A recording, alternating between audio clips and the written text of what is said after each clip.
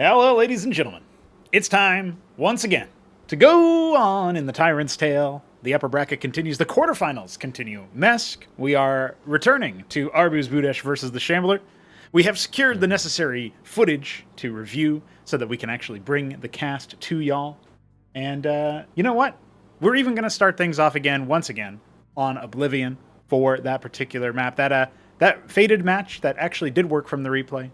As it turns out, the subsequent two matches that we will cast are going to be from a recording of our admin 3Crow, his POV spectating the match.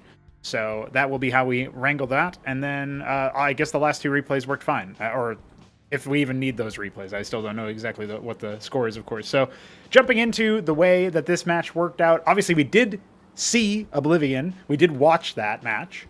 So you and I are going to be a little bit more analytical, perhaps, so using it as a fodder for setting the stage. And, you know, it'll be a nice and easy way to get people in the door for this series. You guys may remember, if you were here yesterday, you saw that match go underway. Well, we're going to, once again, play it back and see what happens. And then maybe use that as a little bit of an analytical fodder, again, to try to figure out where this series is going to go. Because, you know, the Shambler deployed a build that we really haven't seen too much of in this matchup, and Arbuz is going to have some time to think about what to do against it. So, shall we get on with today's proceedings? What do you reckon? Yeah, may as well. May as well. Ladies and gentlemen, we're kicking things off on Oblivion. After that, we go to a menagerie of other maps, including a Genesis Y, as I believe the third match. And I'll grab the rest of the map veto here. That is indeed 3. The Shambler down here in the bottom right as none other than the red Zerg. Good luck, don't hash. Good luck, don't hash. That's right, that's right. And ArbuzBudesh in the top left as our green Protoss. And you know what? He is kind of like the greenest of the Class 1s in terms of how long ago he came into the project.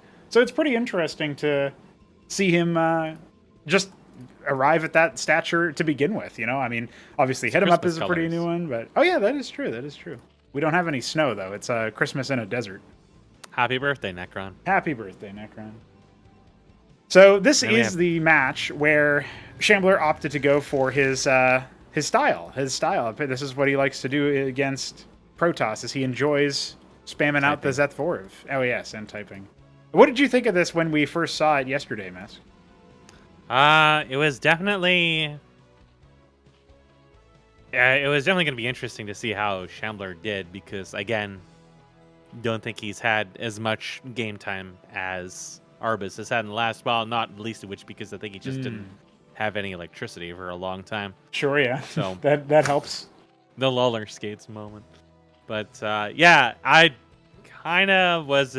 I mean, when I was watching him play against Tepsiah, it was like these long, very, like, turtly builds. Right. Usually holding out for tier 2 and then doing whatever. So I figured that would change a little bit.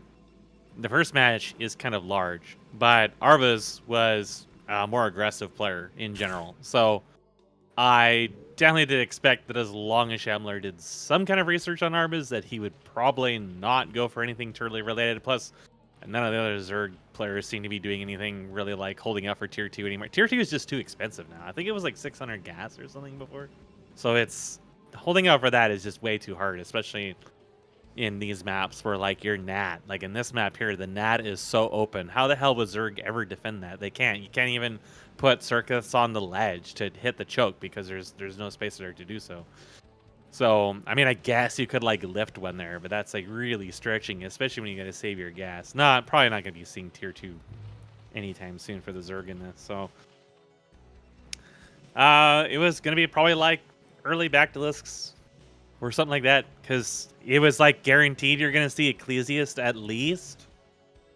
Hierophants are kind of a shakeup. We did see Hierophants in some of the matches with, I believe, it was Hit 'em Up that I was casting when he went random, and they just, even though these Zeths didn't really like catch them too much, it just, or maybe it was might have been a Neblime match, I don't know. There was some CVPs I watched anyways where there was Hierophants against Zeths, and it was just honestly autistic.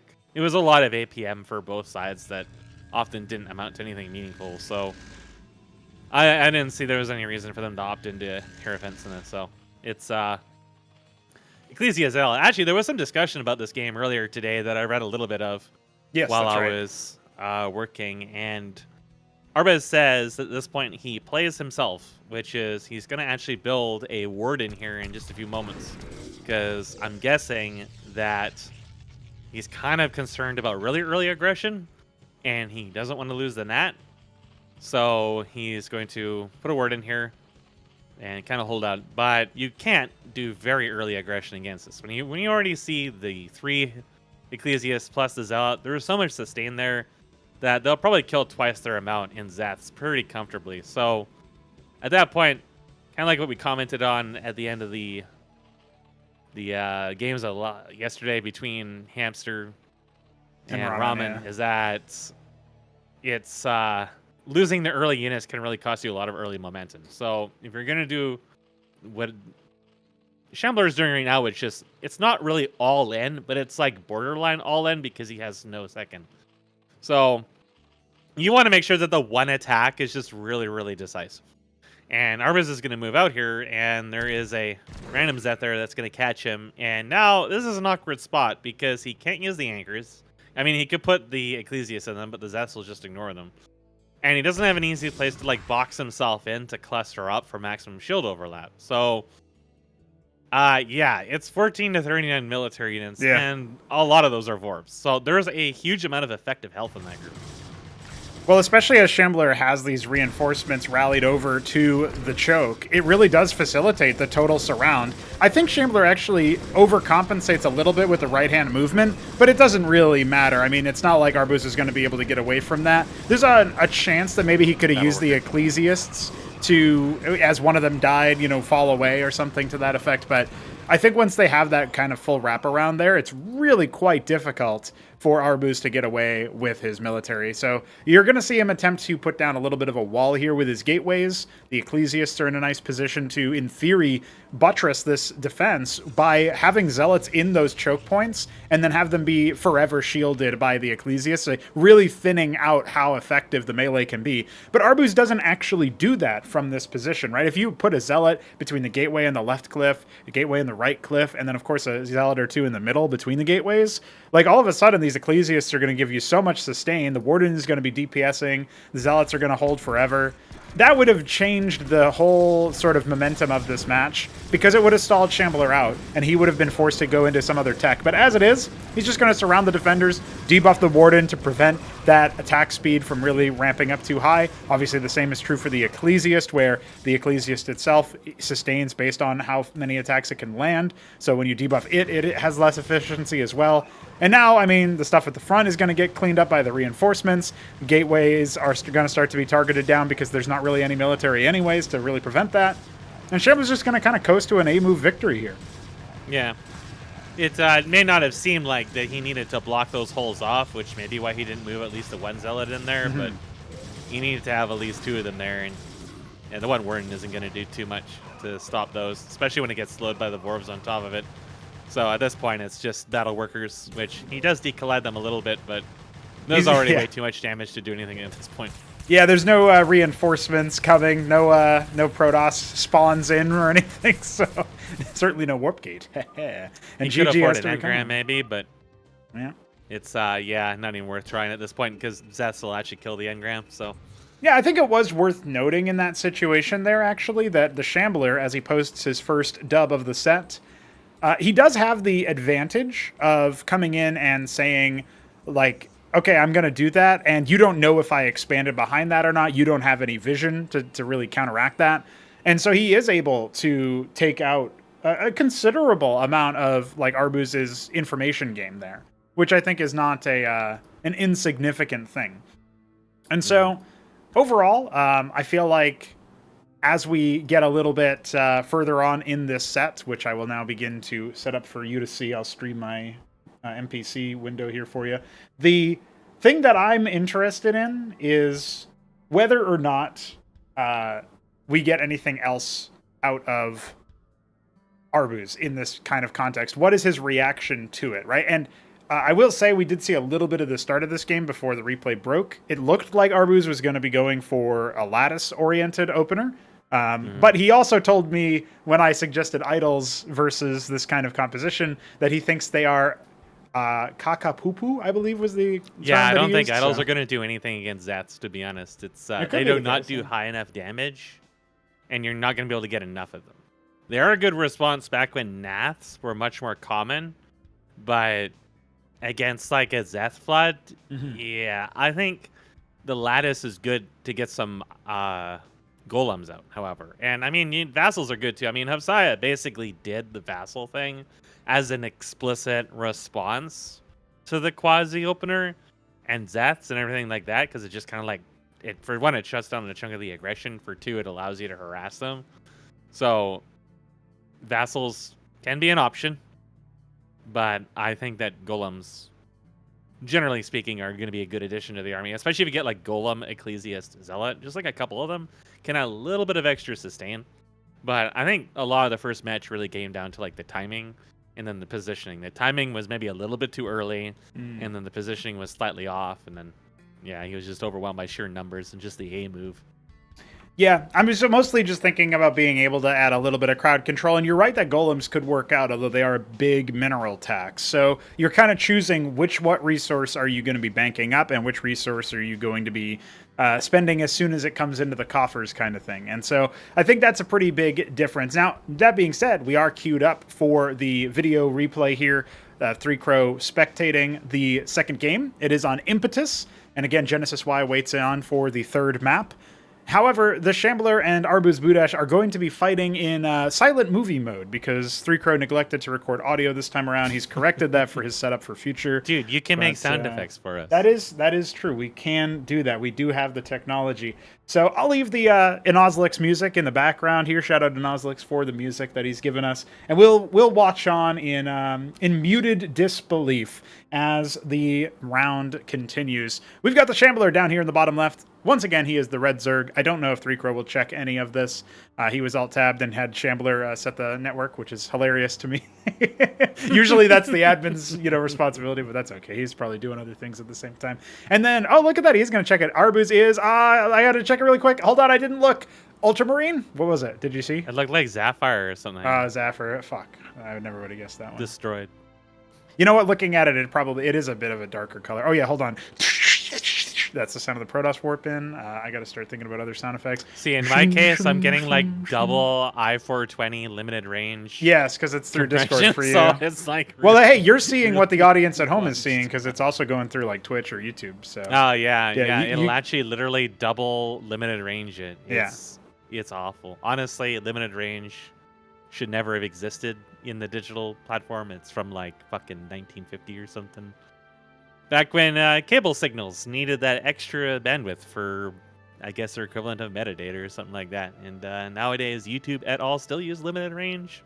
Sometimes you get it conflated up, which creates pixel differences, which can make issues in this, especially looking at like that's why like a lot of the Korean videos and stuff like that look really crushed. You can't see anything. It's because chroma subsampling and then limited range. Well, and don't get me started on if you go to liquipedia.net and you try to figure out what the fuck they were doing with those map screenshots for those tournament maps where they're like the most insane things possible.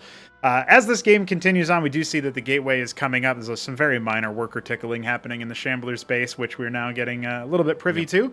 But it looks like Arbuz is going to just heckle a little bit to see when the pool comes on down. We'll see it happen just now. This is a game where the pool came out kind of late, actually. It was a relatively late pool, all things Oh, yes, considered. that's right. Because Shambler decided to get really heavy into the gas and go straight Larvosk before pool. But we're seeing he actually doesn't have great larva efficiency here because of his low income at this stage of the game. So I wonder if it is even worth it. I guess it's just greedy, right? Like you have a lot of workers early on harvesting a lot of resources. But if there was like a Legionnaire push early on, you could just end up losing like 3-4 workers to one Legionnaire based on that. Or maybe perhaps even worse is if you just lose the Larvosk straight up. I'm not sure. Yeah. So either way, losing the Larvosk could be terrible because it's a lot of gas. Yes, and so you're not only harvesting do you lose the at that initial point, investment. If you want to replace it, you got to harvest more. So either of those, like if you think it's too dangerous to dive the workers, especially because of SimCity, a 240 HP building will melt pretty quick. Well, the lattice is And as a halfway done result- over here in Arbuz's camp, so it looks like he's not going to be pressuring early on. But I think that might be why he was trying to hold his scribe there for so long, Mesk, is like, what is going on? Where is the pool? You've really gone Larvos first versus me, but he still doesn't feel comfortable moving out with his first 2 Ecclesiasts, and that's probably because he doesn't have any dedicated they don't do much combat damage, units, yeah. so if he starts losing them, then it can snowball a lot at that point. Mm-hmm. So he would like to have at least a little bit of front line before moving out, but chances are he's going to wait a little bit until we see what's actually going to come out of this lattice. Yeah, it's a which vassal is going to be opening, a man. vassal. You were talking about how if you just went vassals versus this, I think Hapsea, you was the person you name dropped as the player who did that. And if it's Zeth Vorv, they can't attack up. So if you get enough vassals, they literally can't hit you. If he starts making quasis and kills the vassals, it gives you a speed bonus. Right, yeah. And then your ground units can come in. Zealots take almost no damage to the Quasilisks. And it is actually going to be quasis here. I think just the presence of the vassal alone has made Shambler second guess himself. He's thinking, I've got to build some anti-air. I've got to, defend myself. Look, a Spraith on the way already. Like, this is big money here spent on anti-air defenses when Arbuz is actually trying to, keep most of his forces together. He is going to send one vassal out on a scouting party to the left, but otherwise he's actually keeping everything in one spot, which is, versus Zerg, vassals actually have pretty respectable DPS. And the fast Vornath here for Shambler, he's killed Madrigal Cyclops with mass vassals alone. Like, when you get those them are low stacked armor together, units, though. So they do a lot of damage. Yeah, like absolutely. It's air units. They're dumb.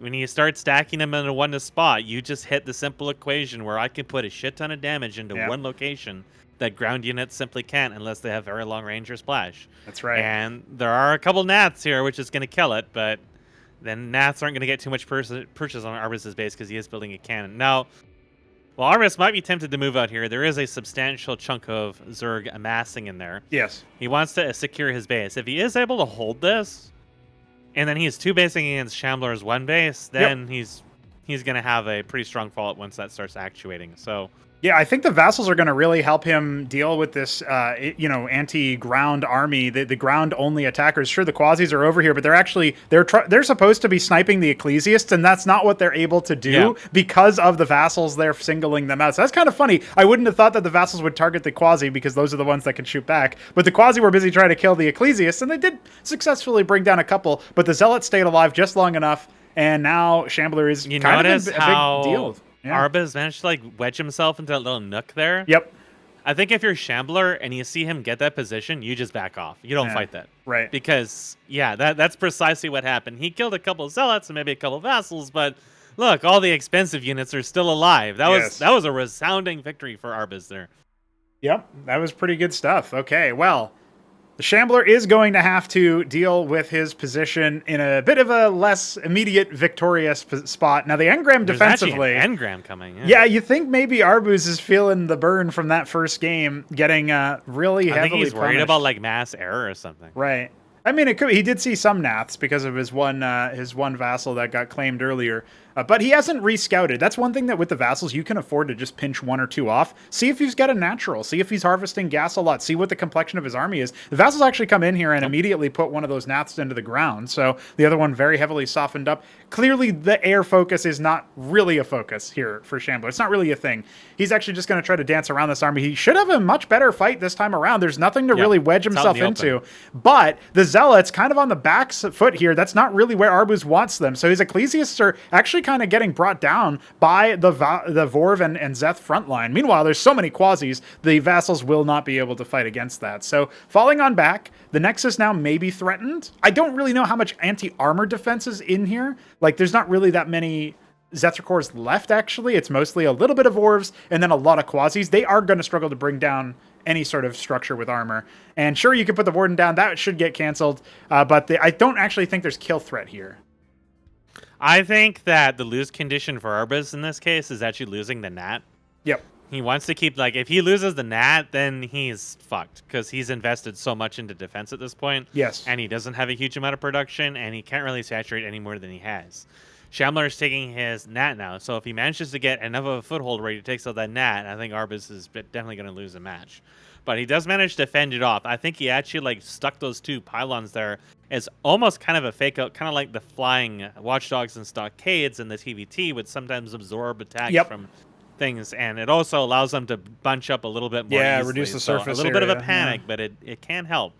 Stargate on the way for Arbuz as well. Obviously, Gladius has been a perennial choice in Protoss versus Zerg for dealing with the hordes of units that they can make. But this is such a clumped up and slow-moving force, thinking about the Quasis in particular, that I wonder if an Exemplar or two wouldn't really give him a lot of mileage. The Vassals are going to leave the building. One of them is going to get shot on down by the Quasis, but at this point, they're not going to contribute too much to the fight, although maybe it's a little premature to leave.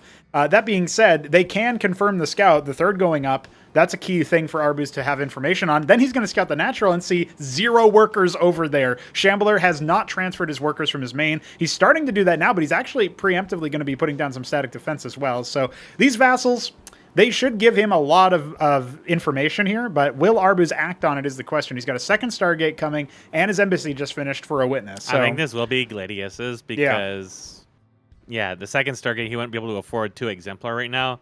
He might eventually get Exemplar, but I think he's still concerned about a Tier 1 Flood. I think otherwise the game is evened out pretty well at this moment. Shambler shouldn't have too much to fear from the Gladiuses at this time. But if they start getting it to be really large, like 6, 7, 8 count, and he doesn't have at least Bactylisks to deal with him, then there could be some problems. But it kind of seems like Arbuz is like, okay, well, my first attack just did not go very well. There's still a lot of units running around the map, so I'm kind of just going to chill it for a moment until I have a little bit of AoE, and then at that point, he might move out or at least wait until Shambler fumbles an attack and then move out. Moving out with only a couple of Gladiuses could be disastrous because they are not very tanky. If the Quasis do manage to get on top of them, they will die, so his positioning will be very important. So what I'm interested in here, looking at this, is that Arbuz, his vassal pullout there, just for information, actually forced Shambler to bring all of his army back. That gave Arbuz a lot of time to kind of figure things out, but there is a Nath stack here specifically to try to snipe out the Gladiuses and reduce their count before they can get too crazy. Now the vassals are going to try to run interference. Remember, Ecclesiasts take forever to die if you're trying to attack them with melee air. It's just, melee air tends to not be very high DPS, and it's melee, so the Ecclesiasts are going to get their shields back. So not a whole lot of focus fire there, but Shambler trying to do his best to keep his army size high. However, even though he sniped the 1 or 2 Gladiuses that were with that army, 2 more are on the way in production, and the ground game is still looking pretty good for Arbuz. He's going to continue trying to push forward, and yes, sure, there's a lot of Nathracors, but look at the shield sustain of the Ecclesiast Vassal combo. I don't think Shambler was prepared for that. Yeah, I think some circuits could have really helped him out at that third and the Nat there, just having a couple there so he can fall back to, lure out the Gladiuses, and then kill them again. But oh my goodness. Ultimately, Arbuz got a lot of mileage out of this army, even though he lost the first Gladius and he might end up losing these. No, he's not going to. The Ecclesiast sustain is too high. Now the Quas need to step forward if they want to snipe down those Gladiuses, but it's a losing proposition. I think it's just run its course at this point. Shambler kind of atrophied all of his military, and he didn't make any other got structure. A lot of gas. Yeah, I think he wanted tier 2. Yep, but he has enough for tier 2 now, but it's way like he's under the pump. He can't do that. Gladiuses are getting tickled. I think the other one was pretty low because it was taking quite a few hits when it had no shields, but at this point, Shambler control is lacking a little bit. In fact, that's kind of how he got in the situation. He's just kind of piling in there. He's trying. There's the other low one one that could have been focused down, but wasn't. Yep, just to your point. And you know, the Iral Iris went down, and behind that, that's really bold of Shambler to do. He's got, like, he's losing his third. He has no other tech to fall back on. No Hydras, no Bactylisks, no Lachezelisks to deal with the ground force, and obviously to force witnesses out. I mean, maybe he saw a witness earlier or something. I'm not actually sure where that first witness There was an embassy that was being built, so... And it may... Oh, it's right there on the left of the screen there. There we go. Watching the ramp. Yeah, so I guess maybe the lake wasn't a good option in retrospect, but, you know, anything. Maybe it doesn't matter if you can see them, just the fact that you can push back the ground army, because that's what's allowing the Vassals and the Gladiuses to stay alive for so long. So it just feels like there needed to be something else, and Shambler invested so much Vespene into Naths, and he's continuing to do so. He's really counting on being able to get probably a combo of Lyrilisks and Calculisks out, the evolved Quasi and evolved Nathracor. I'm not sure he's going to live long enough to get out Lyrilis and Calculisks. Now the lake is up. We got 2 forward pylons here as Arbuz's Nexus warps in at his third. This is looking really powerful for our Protoss player. I really don't think. He can start dropping engrams or matrices here or whatever. And he's just going to go contain. Like, Shambler really needed to not lose that initial army with it being spread out so much, because that definitely hurt a lot. and then it kind of trickled in afterwards, which you can't really do against Protoss just because of flash shielding. I like the proxy. The Ardent, he's just going to go for an Acantor on the front line to deal with Yep. all this. Well, here comes the retaliation, but the Nathrakors, they're being hemorrhaged before they're ready. I think that was a bad rally or something. Shambler loses so many of them, and more of them getting spawn camped off of the larva. Not a good look here for our Zerg player. He needed to hold those and turn them into calcs or something to deal with this air stack. His Muta, okay, Aspire's out, but is he going to go Sycralisks? What is he going to make with it? He has no resources. 5 Lyralisks are being made, but it's on the front line. Those eggs are just going to get bounced to death. I actually feel like Kagralisks would have been pretty good here because they're reasonably high range, good spike damage. He can at least be sniping down some of this ground army, so Yes. at least the Quasis can try to get close. As it is, the Zealots live for such a long time. It hangs up those for so long. Yes. And the defenses are kind of affording Shambler a little bit of wiggle room here, but now he's going to see an engram in front of his base amongst I know, everything yeah. else being built. So There's the Ardent. What's it going to make? What's it going to be? if it's I would assume it's an Acantor, Yeah. but he really could be Yep, build there it anything is. from it. Champion of Iquare. That's Arbuz right now. He didn't bother to, didn't really need to add any more infrastructure to his main. Just keep pumping out heavy air at the moment. Yep. Shambler does not have an answer to it. I don't know if Melisks are really going to fare too well against this. He would need kind of a lot of them. If he can get a lot of them, then he can burst them. But he's already seen one land effect. All it would take is a well-placed disruption web, and Stack and Melis don't get to really do too much. Yeah, if you're under disruption field, it's not a good look. And honestly, the land effects themselves, just DPSing is going to be pretty solid too versus the clumps. There's going to be so much AoE. It just feels like you don't want to go near it. You just use something like Kagralisks and just kind of like try to snipe them and focus fire them and then sit on the ledge and force out the Zealots. And then expand away, maybe. Oh, I see what he's going for. Yeah, offense. he's trying to maybe harass a little bit. The static defense is warping in at the perfect time to try to intercept some of this. But I think it's only the 2 Wardens plus this 1 Gladius that happens to be here. All of those gateways are not going to do too much. Back at the ramp, though, at the main and natural, those are under duress. And that is probably going to be the move that breaks Shambler. He needed to like pull the army back. Instead, Arbuz commits forward and realizes, oh, you don't really have much over here. Certainly nothing that can deal with the Acantor. Yeah, he did do quite a lot of damage to Gladiuses. Again, they're pretty frail, so if the Quasis can get on top of them, that's great. But as it is, they keep getting dragged into the Spraiths, so a couple of them are taking damage here. But I mean, there's 2 Engrams and a Cantor, an Architect, some Draconants, and some other stuff here. Actually breaking this is going to take a huge amount of resources on its own, even if Arbuz didn't even bother to reinforce it at this point. He's got a 4th base coming up as well over at the 3 o'clock, so I feel like at this point it's Arbuz's game to drop, and I don't see how he could. He's doing pretty good moves. He's being conservative and slow-going about it. He knows that Shambler has a reputation for not GGing until the final moment. And building Hatrosks all across the entire map. Oh, no. That's, oh, yeah, you know what? We can say that that's Shambler, even though... That was one of the FFAs, yeah. Oh, yeah, true. I thought you were making allusions to that thing that Night Fox did, but... Nah, that's why I said Night Fox is totally in his right to do this, because Shambler did it to me. Right, okay. What's good for the goose is good for the gander, I guess. Shambler gets to be on the receiving now end. that 3rd base is starting to harvest, you can see Arbuz's money just is flying typing! everywhere. The keyboard moments! And Wretch, bracket, act, the LMAO, no 3rd map, was probably the wrong choice. This is where Arbuz should just type, what do you mean? I have a 3rd. Yeah. And a 4th. Well, I assume that means we're about to see the GG come out, or maybe no GG and he just leaves. Either way, the writing was on the wall. Most of the maps. Most of the maps' 3rds look like the maps on like this one. Most of them are pretty hard to defend. Well, you need a little bit of an investment he's there. bravely coming in with units that don't. Yeah, no GG. Why need a GG? Why even bother with a GG, my man? Annihilated. Absolutely devastated. Well, would you believe it? Shambler is no longer the only one with a score on the board. That's Arbuz taking it. Now we have to endure the audio-free realm, the silent movie treatment for one more game. It's going to be game 3. That is 3, and we are going to go to Genesis Y for that.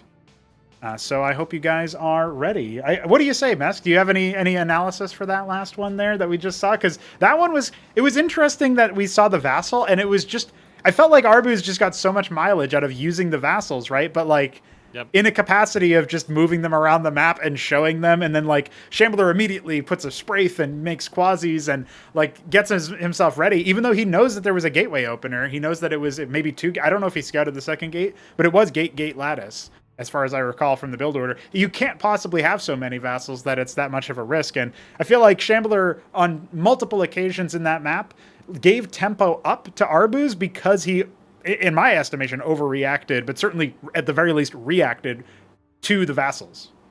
Yeah. Well, I think honestly, if Shambler has not changed a lot since when I initially watched, I would say definitely like the mid and late game, Arbuz probably has a stronger macro. So as long as Arbuz can get over the hurdle of the uncertainty and perhaps lack of practice for PvZ early on, and the unfamiliarity, especially for like the first like 5-7 minutes, he can probably do pretty well for himself, although he probably hasn't seen too much of the Zergs, like tier 3 especially. So really tier 3, like Shambler will definitely have probably more experience than that. Dude, there was a four-player FFA being played a while back, like a couple days ago, and hit him up with spectating it, and he said, I haven't seen most of these units because they were on tier 3.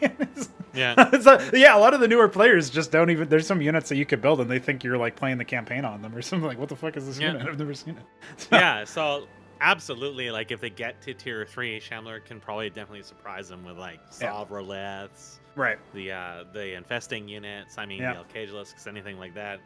That's usually how I won a lot of games, even against Shambler when he played Protoss, is getting into tier 3 and then just have a lot of options to Zerg at that point. But in general, Arbuz's macro seems to be pretty strong. So he, at least he was competing pretty much toe to toe with Neblime. So definitely he wiggled around and was like, okay, I obviously need to do something slightly different. Otherwise, we're at risk for the Zeth blood. But it was also definitely like smarter timing and positioning in that second match, knowing to fall in that little nook, and Shambler gave him that fight too. So you have to be really careful about that nook because Ecclesiasts are definitely way stronger now than they used to be. And when they're all bunched up on top of each other, it's just overlapping shit. And you can't get that much on them. When they're in the corner, you have a lot of units, but only so many units are actually attacking at once. So the quasis and everything like that definitely needed to not only be focus firing, but probably just not give him that fight at all. Just like back off, wait for him to come out, and then surround him again. Because that's pretty much what won the first game very handily. And then it ended up also taking some units off of Arbuz in the second game. Is when he moved out, then he can surround. So, but generally the tempo was very much in Arbuz's favor after he managed to hold that Nat. So holding the Nat was definitely the linchpin for that. And after that, Quasis weren't effectual. The Mulisks basically did nothing besides slightly annoy him. And yeah, Shambler wasn't able to hold the third at all. So it was just pretty straight cut after that. I think if that Gladius wasn't there at the third, there's a chance that maybe those mutas can do a bit more economic damage. It's just like I don't think Shambler can hold. There was nothing mining there, at that point. So it's really like at that point, because Arbuz has so much shit in front of Shambler's base and is actively denying his third, it would be annoying to have to pull units there, but I don't think it would have really changed the game. Well, he did transfer the workers out, so it did cut mining time. But even beyond that, I'm just thinking like the more prolonged amount of shutdown. I'm noticing that the higher tier players are doing what Hamster was doing in that set versus Ramen, and like preemptively stationing like 3-4 units in like the thirds and fourths just to cut any harassment. If you have to deal with Ramen dropping Cyclops on you, or if you have to deal with what Zopi's dealt with, I think you just maybe do that instinctively without even thinking about it. Right, and that's something that I think is, I mean, it's a good thing, right? Like there is no supply limit in Cosmonarchy. Use your units, they can really work together with your static defense. Your static defense can be like a line of defense, but it probably shouldn't be your only one. Maybe you can supplement that as Tyrant with like anchors, lodestones, what have you, but pretty interesting stuff. Well, we have to go to Genesis Y for our third match here. This is going to decide who takes the lead and gets on to match point for the series. Mesk, are you ready? Yep, let's do this. Let's do it indeed. In the top right of Genesis Y, we have the Shambler as once again the red Zerg. Wow, that was... oh my god, Rico is taking command in his life as my dad. I'm so proud. That is true, that is true. Now here in the bottom right, it's ArbuzBudesh Teal. No, Cyan, fuck. Annihilated. It's... if you told Roller Skates that, I think he would, he'd blow a gasket.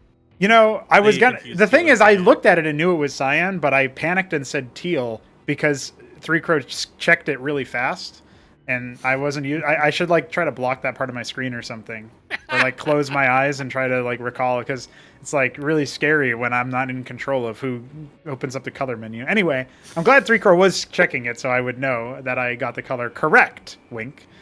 Just like that last time, chat. Do you guys remember in the last stream when I totally got it correct while Mesk was AFK? Yeah, just saying, 100% correct. Anyway, well, this is going to be... build is not deviating. Yeah, well, this time around, he does pull the workers off the gas a lot faster. Last time, he got a super late pool, and this time around, he's going to go for the Larvosk opener, like straight up Larvosk first. What will Arbuz do? Because there's always the chance that maybe Arbuz sees this and maybe tries to really punish it this time around. His gateway is coming up. And so, you know, there might be a chance for him to retaliate pretty fast here, because the gateway is going to be like most of the way done before the pool even starts. Just spamming zealots or legionnaires at this point can be awful. Starting a proxy here, just drop a pylon there, fuck with his mining. Like, there's a few things you can do here to just be very, very annoying. That's right. That's right. And with Arbuz, he's going to go ahead and probably add just a second gate like normal. There it is. Yep. I mean, that means he will have enough resources narrowly for the first Ecclesiast or first Legionnaire, but not a first Zealot, I don't believe. I think his gateway is about to pop here, and that will be it. So, no, he does actually have enough for a Zealot. It's going to be the Ecclesiast first, though. He's not maneuvering away from his plans, just as Three Crow is not maneuvering away from the Shambler's base. So I'm casting this. Three Crow had to go hit a bong or something. Yeah, like he's just chilling, dude.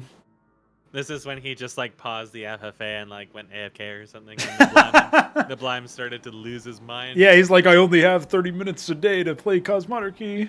I can't spend it paused. And you know what? I respect that. You know, like all these games these days, these Netflix games with buttons. That's how Artosis describes them a lot. And yeah, they just like waste your time the whole time, dude. It's crazy. So absolutely, I respect what Neblime was putting down there. Now, Arbuz is going to be Zealots and Legionnaires, it looks like. Same exact comp, right? That's sort of the thing. Now, he has a lot more minerals banked up this time around. It's going to be a Grand Library as his follow-up this time. Now, Atreus, Cantavis, both of them options versus this composition, in my opinion. I know that, actually, funnily enough, the Grand Library fast follow for Hit 'em Up was a strategy that he used against this kind of build, where he had like 5 to 6 Atreuses, was one of the things he was talking about in the chat back in, not in the stream chat, but like in early Cantavises is also something I've seen recently too. But, honestly, even Amaranths are good. Like, they'll never die. They just will never die. Yeah. The one thing, to get him into a bundle. Oh, this is interesting. I like this from Shambler. You know, increasing the amount of surface area you can have. This is actually an important part of your game plan as the Zerg player. If you can do it by tearing down these neutral structures, why not? And if you're Arbuz, you have to start to think about this. Like, if you're any Protoss in this situation, leave a unit over here. Make sure that he's not like making it easier to absolutely dismantle you in the mid game. Because this kind of thing is you just assume, okay, you probably are looking for some early aggro. Yep. It's definitely some kind of preemptive thing here, because there is a risk to doing this. He can most certainly suddenly get attacked here and possibly lose some of the Zets out of nowhere. Not happening in the moment, but it could happen. But oh yeah, and if he's just postured, like if he's just shoved off by having the units posturing a little bit more aggressively there, that's pretty significant. Now, will Arbuz notice it? It looks like he's going to move out while the rubble is still there, because I could buy that somebody's like trying to do and think about so many things at the same time that they like forget that this map even has those neutral affects, and he's just like, you know, oh yeah, whatever. But no, he walked out while the rubble was still decaying, so he knows that that's what Shambler was up to. And yep, it's the same thing as before. It's a whole lot of Zets and Vorvs. So the Cantavis here, it could be very useful, but it also could be utterly useless. Oh my god, I can't believe he's moving out again. Yeah, this is dangerous. He needs to have some kind of premeditation that these Zets are going to be in front, because if he can hit them with the storm as they're coming in, he can probably take off around like half of their health by the time they start surrounding him, and then that's a lot fewer hits he needs to do from his Zealots to hit them. But I mean, his army count is very, very small, and this is precisely what got him punked in the first game. Yeah. So, and you know, this is, I think Shambler's reaction is kind of the same thing as it was in game 1, except with the added, you're doing this again? Like, don't you remember what happened on game 1? Like, he's actually moved out in all of the games so far. Oh, look at his army. His army is actually getting a little separated. He wanted to surround, but he didn't realize, wait a second, I actually have to traverse the entire map to do this, so it doesn't work. So he's going to just pull everything over here. He gets him on a ramp. There is an Amaranth in there, as long as you can stop it from getting slowed too much. Unfortunately, it did get slowed. He circled around. Everyone's getting murdered. The storm is it did do some damage, but there just wasn't enough other units. Yeah, that's too bad. I mean, the Cantavis got one storm off and then was summarily executed by the Zerg units. So not really much that Arbuz is going to be able to do. And now his natural, obviously a lot more open without those static defense or neutral structures there that were placed there by lovingly by Biddy B, trying to give Arbuz an advantage versus the Zerg. He's anti-Shambler society to the last, but Shambler just dismantles them and Arbuz did not protect them. And now he's trying to get his Nexus down, but he doesn't have that much here, man. Rough. There's no Ecclesias, so he doesn't have the means to out-sustain this. Yeah. I think that's probably why Neblime started building a lot of matrices. Yeah, fair enough. For certain situations like this. Yeah, you get that shield restore. There's a couple Amaranths, but like you were talking about with the slow, I mean, that reduces their attack speed. They can't lifesteal as much. You do need them plus some kind of thing in the back line, and this just ain't it. He's going after the pylon. Not a bad choice. You only have the one pylon there. You gotta pull the workers basically immediately at this point. Yeah, you can't let the pylon go down. Yeah, that's all the production. Everything's gone. Gonzo Dunzo. That's it, my friend. It looks like Arbuz is once again going to be felled by the same sort of thing. Going after the Grand Library, it didn't have anything in the queue, and it was unpowered anyway. That's a rough way to go for Arbuz. This is... Maybe now he's figured it out, though. Like the move out being disastrous 2 games out of 3. Really, the second move out that he did after the initial military victory on Impetus was also not so good for him, right? And so when you're thinking about it like that, that's rough. So interesting way to close out the that third map. And that does put Shambler on a 2-1 scoreline here. So one more victory like that, one more slip up where Arbuz is maybe a bit too confident. And, that's just going to mean that you're in for some rough treatment. But we are going to a 4-spawn map next. Maybe that's a little bit different now, Mess, because we were on 2-spawn maps up until this point. Yeah, definitely Arbuz is getting punked by a timing check here. It's just he doesn't have enough units. And also on top of it, in that fight, once again, kind of like in the first match, he didn't have an optimal position to ball up in. So his units were kind of spread out in a line. Now, I'm not sure of the exact splash radius for the Ecclesias, but they're probably not hitting the entire group all at once. No, not when you're that spread out. So then they're all getting slowed on top of it, so their attack rate is also reduced, and that's also impacting it, which is why the Amaranths didn't have a lot of effect. If he had built something like an Atreus, it would have been 1,000 times worse. On top of that, because it was all balled out, they weren't able to get much mileage out of the storm either. And yeah, you need to have some kind of premeditation, more like zoning than directly useful in this case, especially because the Cantavis itself is so vulnerable. So if he was going to do that, maybe having like a Zealot ahead to like possibly draw hate, but also to have some kind of premeditation where they were, or a worker or something. But either way, I think it was still a little too early to move out. Maybe having a bit of caution, especially since the second game really hinged on being stuffed into the corner and killing so many units at once. I'm not sure we're going to see a potato peeler opening again. Well, I mean, it could be the case that you do it, but then you play defensively because you're calling his bluff that he's just going to go for the super early aggro opener, 1 base, triple Larvosk, Vornath. That's the play.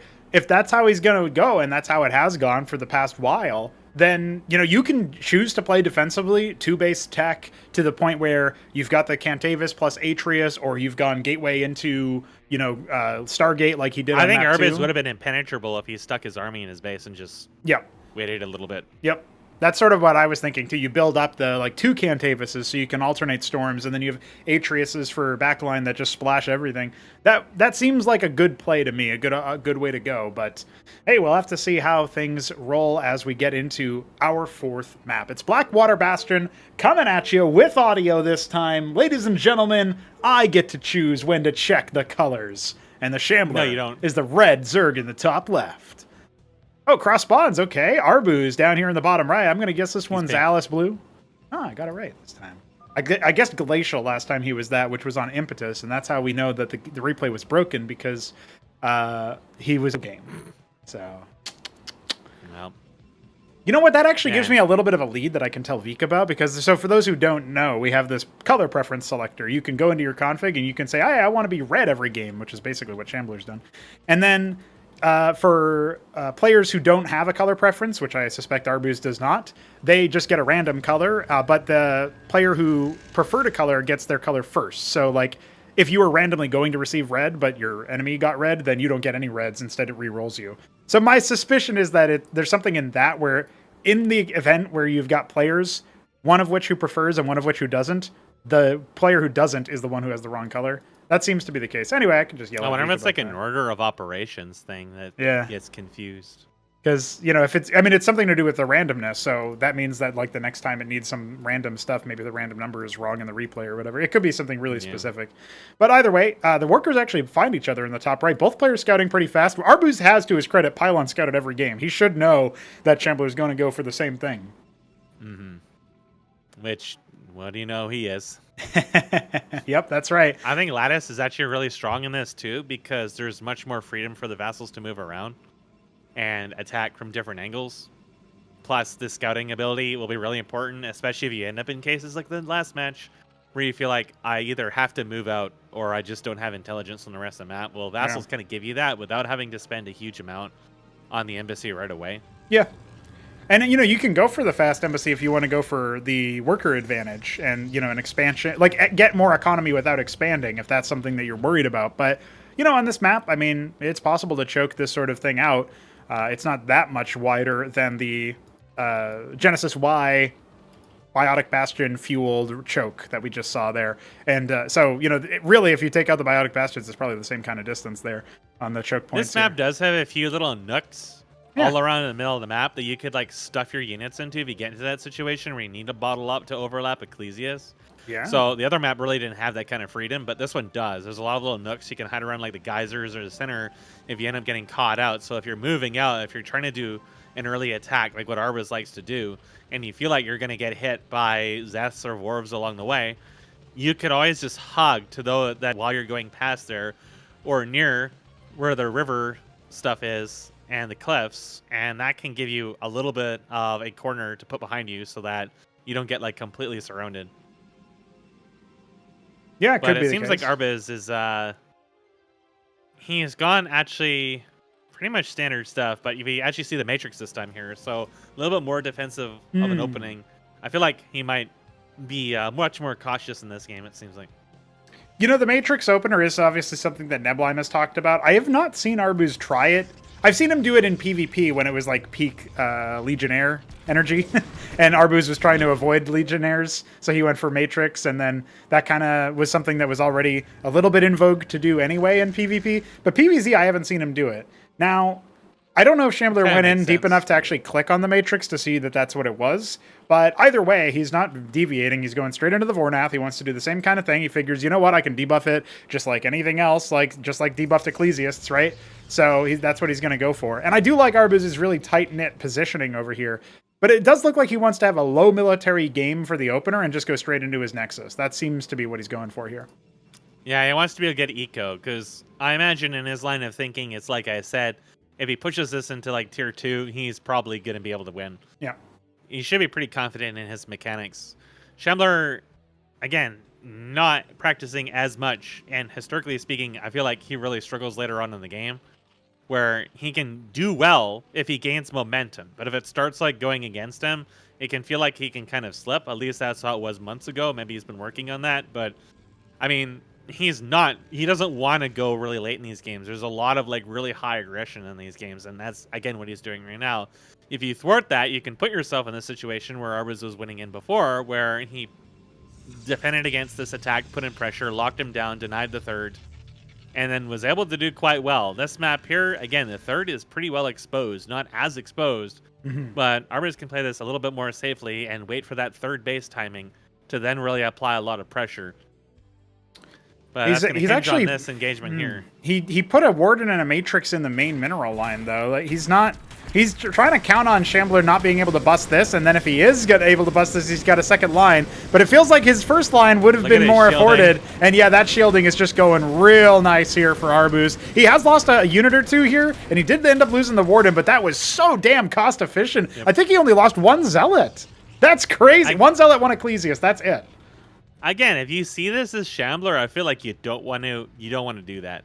If you absolutely have to fight, I think you want to go for a trade and go into the main and force them away from that. Yeah.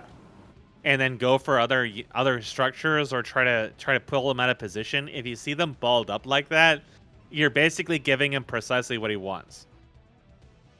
Well, let's see. Shambler's going going to for reattempt it. it here. He's going to keep up the pressure as long as Arbuz continues to rebuild and reinforce that area, and keeps his stuff isn't really as balled up as nicely now. So you can't get too confident here, but he definitely has a winning strategy. He never remade the Warden down here either, right? He's kind of counting on the fact that I rebuffed the attack for the first time. Well, Shambler's going to do it again. Let's see if this one-track mind pays off. He's not in a perfect ball here, so yeah. Well, he's getting heckled a little bit on the way out. Yeah. A little bit of a tickle here. Not too bad. Just he only lost one Zath isn't really a big deal. So long as Arbuz doesn't take the bait, he can just keep calm. Yeah. He's actually got be pretty good. He's going to be within spitting distance of the worker count, especially once that Nexus comes up and he can make 3 workers at a time.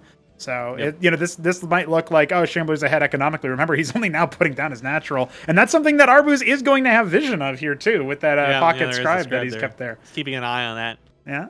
Not bad, not bad. It'll tell him a little bit of what Shambler's worker timings will be, and that could be something he's watching out for. We can see the addition of 2 Wardens here. Now that this is finished, he wants to make sure it never is going to be threatened. Meanwhile, Shambler's like, oh, okay, well, I'm going to make some Naths. Yeah, I wonder what the Nath cores are going to be for. Yeah, the defense is already looking pretty good here for that. He is making 5 pairs, so 10 of them are going to be nothing to. Oh man, he's added 2 more. 12 of them. Okay, 14 of them. That's not going to be too bad at all. So we'll see. He's allowing Arbuz to chase him out. We got the Ardent Authority coming. Maybe that's what the Nathacores can do. Is Arbuz has a pretty good army now. Fighting that could be kind of costly depending on his positioning, so he doesn't really want to advance too much. Oh, here comes the Witness. But the Naths definitely could be an issue here. Like this, if Shambler kind of like just waits there, comes in, and then dives them, and then surrounds them, and focuses the Naths on one Ecclesiast at a time, you might be able to win, especially if Arbuz moves out here, and one Ecclesiast is kind of well out for the fact. This is definitely a dangerous move here. This is reinforcements coming in. Vors are about to hatch. This is the Nats are not here though. They're going for the main. It's a little too bold for my liking, man. I'm not sure that I like this move out over here. He does hemorrhage a couple of those, but there's so many more where that came from, and you've got nothing to ball up around. Sure, the Nats have held their guard. They're not actually moving anywhere forward. Now he's trying to ball himself back up a little bit tighter. That helps him a lot because Shambler didn't really react to that. But in the main, all the Nats have arrived, and they're going to just insta-give that Matrix. Yeah, there's even more of them coming. He's going to have to pull the workers out there so they don't get completely annihilated. Architect being made, but that's nothing that makes anything that attacks up, right? He's got to come on back with the Ecclesiast. They used to be how I dealt with early Gorgakors when those were a nuisance. Oh, yeah, that's true. Just get lots of Architects sit in your base until they can't do anything, and then move out. Well, he's got the worker count advantage now with all those workers that were killed on the way out. So. Oh, my God, they're biting. Now he has to move back. He was right in the middle of the map. He was doing pretty well for himself, but he ends up losing all that momentum. He might be able to save this Ardent Authority. Yeah, he can try. Maybe. He can certainly try. Turns out the Matrix and Warden, not so great versus all of those Nathacores. He's not even going to cancel that other Warden yet. Not canceled. All right, well, Ecclesiasts need to try to pick these guys out. Not all the Ecclesiasts are over here, actually, so Shambler is getting some kills here that he probably shouldn't be getting. Yeah. Yeah, that's dicey. He is going to end up leaving. That's a very good trade for Shambler. He definitely came out on top of that. Meanwhile, there's just all Zeths and Vorvs over there that are amassing. Yeah. Listen, there's a second Cantor in production. If Arbuz leaves with this one, he is in for a world of pain, but I don't even know if he's going to be allowed to do it. Oh, no, all right, the Nats are going to be targeted directly onto it. He's going to get one shot off. Need to pick that up. Need to pick that bad boy up. No, he's not going to do it. Gets the second shot at the very least to try to thin the herd. Static Defense doing pretty good numbers over here. The Ecclesiasts were sitting in the main this time, waiting for a possible return attack. By the time they return, most of the dudes are already dead that they were going to protect. Yeah, that's really rough. And there is another Acantor, but now the workers are starting to get heckled by the Zats. Static defense structures being destroyed before they can warp in. And yeah, the reinforcements being camped upon. There's still so many Nathracores. Oh, no. Another Acantor kill. Battle workers? Nope. No, just transfer workers. Running away workers. Coward workers. Oh, my goodness. Okay, they're pulling him into the wall of static defenses. They're trying, but that's not going to be it. GG has to be called, and Arbuz... And the game crashed. Yeah, don't worry, it didn't crash for me, so your reality is not my concern. Arbuz Arbuz is eliminated from this quarterfinal. Shambler will go ahead and knock him into the lower bracket. You know, I'm honestly a little bit surprised that Arbuz kept going for the move out versus this very aggressive early game composition. You know, like the natural barely came into effect in that last game. It was pretty heavily focused around the one base route for Shambler and across the whole series, really. And you know, like we saw the weaknesses of it on the impetus match, but even though it was cross spawn there, maximum distance. Not enough here for Arbuz to feel comfy, I guess. He really wants to be aggro with that Gateway Army. It's a bit weird. He moved out with his Gateway Army as his Ardent was starting to make its first unit, or maybe it was still warping in or something. Like his tech that he was going for, his success on Impetus was because he moved out with the Gladius, right? And also because he had gotten some good military trades previously. He did the military trades part of that on Blackwater, where he was able to, you know, ball up and riposte the attack multiple times, including very first one that was really a big swing in his favor. But after that, he didn't move out with his tech, and I think if he had delayed his move out, then the Naths wouldn't have been able to do nearly as much, right? So, you know, a little bit interesting there. I guess the witness timing just narrowly a little bit too slow to see the Nathricors moving across the map to alert him of that. But that's where scouting can really be your friend. And if you're not able to send like a Zealot or a Legionnaire or whatever into the enemy base to try to scout that up in the early game, or the vassals and stuff. This was the game he didn't build the engram in his main. Yeah. So and this was the time that the massive Naths decided to go straight for his main, as the one game he didn't make the engram in response to it. Yeah, that's right. Well, now I get to update the coloration to indicate that good old Arbuz, he is going to be knocked down into that lower bracket. So you guys can all see it here on your screens. Shambler moves on to face Hit 'em Up. Well, I know those two guys don't like each other very much, so that'll be it. That Hit 'em Up is like the new Hepsea for the anti-Shambler crowd. You know, he's he founded his own clan Oops, right? Like the whole idea was like, oh, if you were dropped on your head as a baby, or you're a mistake or something, join a clan Oops. You know, it's an oopsie. But then he decides to leave his own clan and go straight to clan ass because he doesn't like Shambler that much. And he is going to have to face off against Shambler now. This is history in the making of new rivalries. Another best of 5 will await us for that. And right here, right now, today, we're going to go to old rivalries, Mesk. Neblime against Mystery Meat. Protoss versus Tyrant.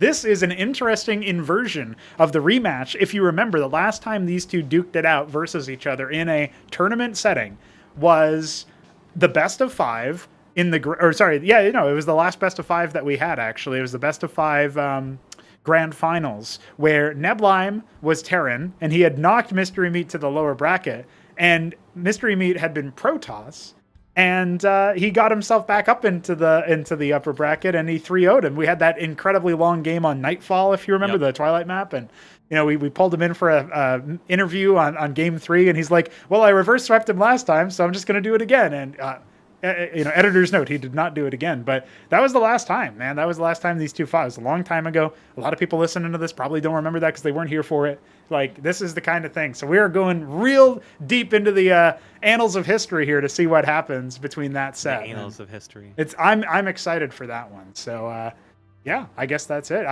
What do you think? What do you think about the making of this particular matchup that we have left to cast?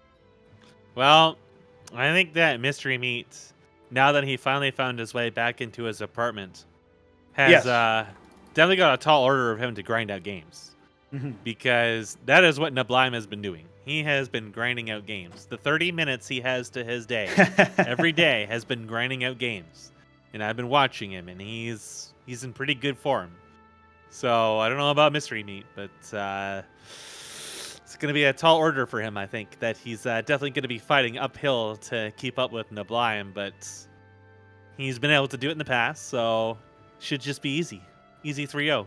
Easy clap, 3-0. Right? Yeah, right? I just build Masons. Here's the thing. When he was against Arbuz, his only versus Protoss, like he dropped a game versus Dead Infested's Protoss in the qualifier to get here. I'm trying to think if he played against Protoss before. Yeah, he played against Veek's Protoss in some of the games that we casted. He's played against Protoss recently, but the only other, like the Protoss of the class 1s that he's faced off against in tournament play and ranked play, right? It's been against Arbuz, and Arbuz really just like gate Ecclesiast him, you know, like Ecclesiast Zealoted him, and the guy was just out. So Since then, he's grinded a lot. Mystery Meat has. He's practiced a lot. Has he practiced enough to defeat Neblime, who is, the kind of like the top dog when it comes to Protoss right now, as far as like, most people would say that he's ahead of Arbuz, although as you've pointed out, and as I've definitely seen myself, they are pretty neck and neck when it comes to the macro. It's just maybe a question of composition, or maybe like tendencies that are really more specific, like scouting out expansions and figuring things out in the information game. That could probably be the main thing that's different. So, but besides that, like, they're pretty neck and neck. And yet, obviously right now, Mystery Meat does not have a positive record versus that kind of player. Do we think he's going to actually turn it around? Like, is that something that you think he has it in him, or do you reckon that Neblime is going to win? Because Neblime is slated as the favorite for this matchup, and I think that's fair given the history. But I also think, you can't really count the meat out. Yeah, I don't know. It'll really depend. I haven't really seen him since he's been spamming games. But I know that he was trying to play Protoss against Shambler, and I think he wanted to cast that too. So I haven't checked that out, so I don't have like any idea. But he was saying that Protoss really wasn't a good race for him at that point anyways. So he's like Tyrant now? Yeah, Mystery Meat is. Okay, so he's going to make Cyclops, and someone's going to complain about Cyclops. And then he's going to build like 30 Cyclopses, and then he's going to lose, and then everybody's going to be like, oh my god, that's Cyclops. You think that's how it's going to And then he will build one Ahmed, and then he's going to 3-0. Okay, gotcha. So it'll have to come from a reverse sweep of abandoning the Cyclops because it's not strong enough, and then... Well, a lot of what Mystery Meat used before, like the mass wraiths and stuff like that, in the Terrans that I saw, is not as... It doesn't seem to be as good anymore. I don't think there's any like really heavy direct nerfs to the wraiths, but the way that the cloaking works is different. And like the Ahmed drops aren't as good anymore. He did like a lot of like really early aggro that has been kind of nerfed because like anchors are more expensive and stuff like that. So a lot of like the dirty kind of tricks he used, and to be fair, some of the tricks that Neblime also used with like the proxy stockade and stuff, is not as strong as it used to be. So it'll really depend if he's kind of like followed the hit 'em up / ramen / hamster kind of play here, or if he's still sticking more or less to his old stuff. And if he does, then, well, from what I saw of Neblime is that while he does quite a lot of early aggro, it is usually not like really super committed. Like I said, he has a habit of building like a lot of defense and then going towards like more of a mid. So we'll see, because I've definitely seen Neblime do a lot of fairly consistently similar stuff to what Arbuz is doing, and I've seen like where that can work and where that can fail, especially with like watching Hit 'em Up do it a lot. So I don't know. To me, it'll be like, I feel like if Mystery Meat tries to copy that, he's not going to have the time put one.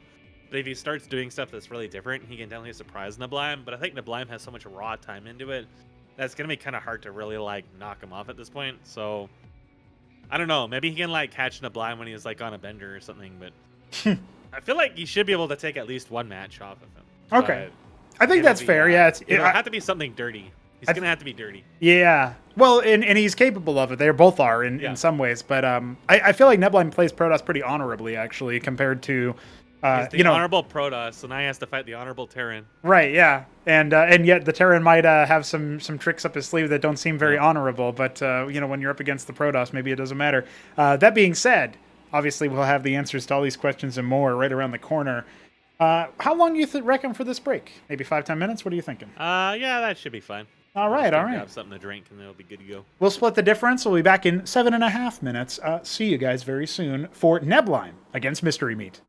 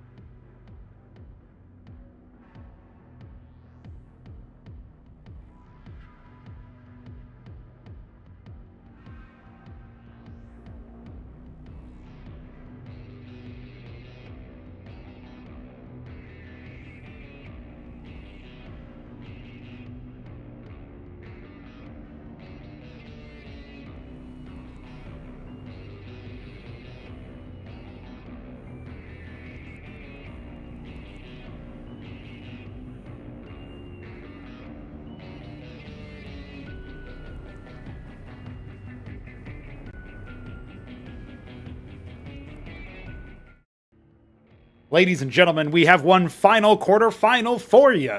It's the fourth one, and quarter means 4, right, or something? So I guess that's 3. Neblime versus Mystery Meat. Mesk, we talked a little bit about these guys, but we can talk a little bit about their pick ban as well. And I can also actually fetch the first replay, so you can hop in here. We are starting on where we just left off at the end of quarterfinal number 2. It's Blackwater Bastion for our first map. So we're getting right into 4-spawn territory, and this is kind of something that I suspected would happen. These two players do like themselves a little bit of macro.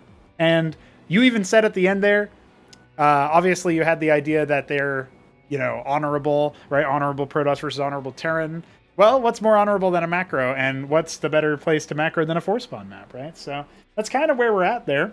That means that I can also tell you guys that obviously since Neblime is the higher seed, he picked Blackwater Bastion. He banned Rage Slave. Neblime banned Rage Slave. He's not interested. He thinks maybe it's too volatile or aggro. No, he doesn't like the typing. And Maxium was banned by Mystery Meat. So that's one 4-spawn map down for the count. Some interesting things there. Our second map will be Cold Sweat, picked by Mist. 1 minute. And then, obviously, past that, we will have the third map. If we need anything past that, it'll be interesting. But the third map will be Paradise. So we will actually have 2 4-spawn maps guaranteed in here, as well as Veek7's latest map, Cold Sweat. That's an interesting set of facts and figures for you.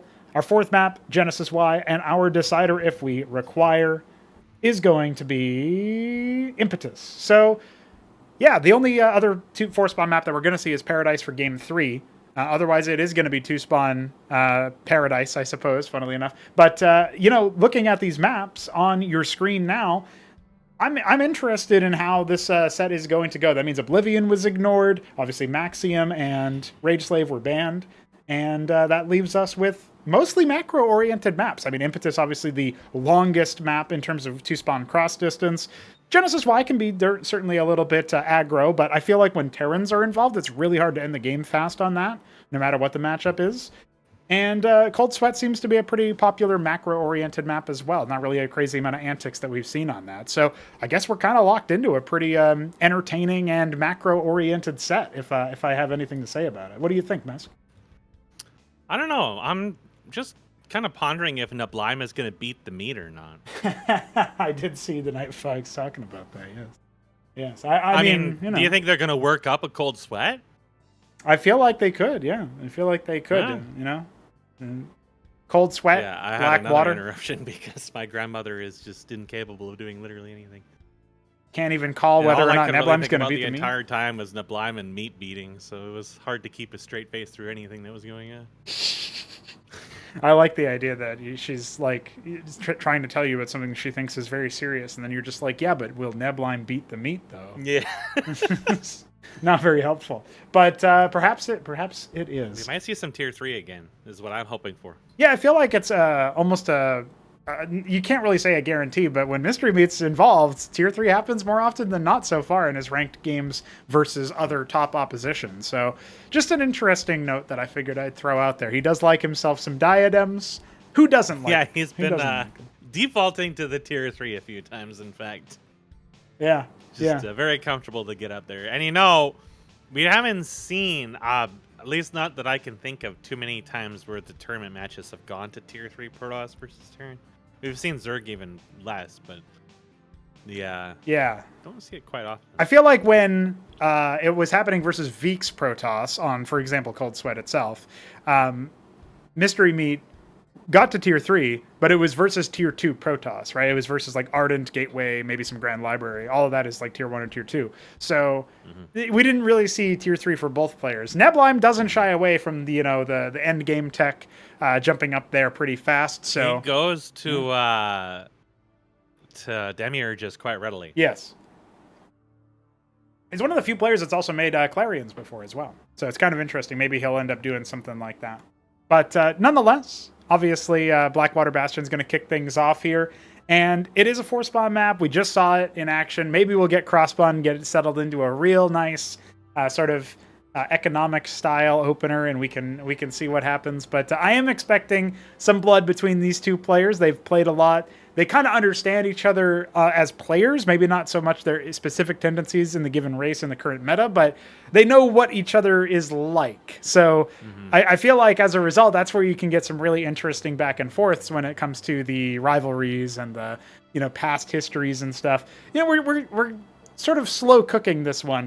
This is just the quarterfinals. There is a second life for everybody involved here. That lower bracket run is a real thing that has happened before. Like Mystery Meat himself has been cast to the lower bracket and then come back and won the whole thing.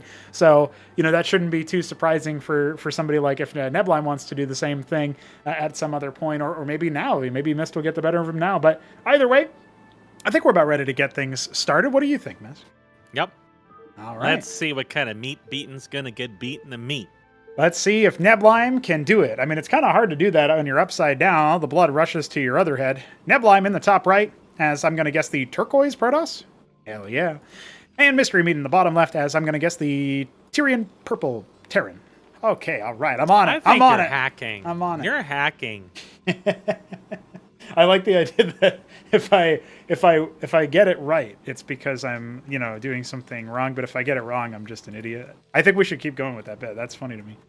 I don't think that Mystery Meat's gonna go for the ramen quarry first, but if he does every single match, I have to say he has to win every single match. He did do that versus Veek. He did do that versus Veek a couple of times. Oh, well, you might see it here then. Yeah. He's harvesting some gas, but I'm expecting that to be a fulcrum.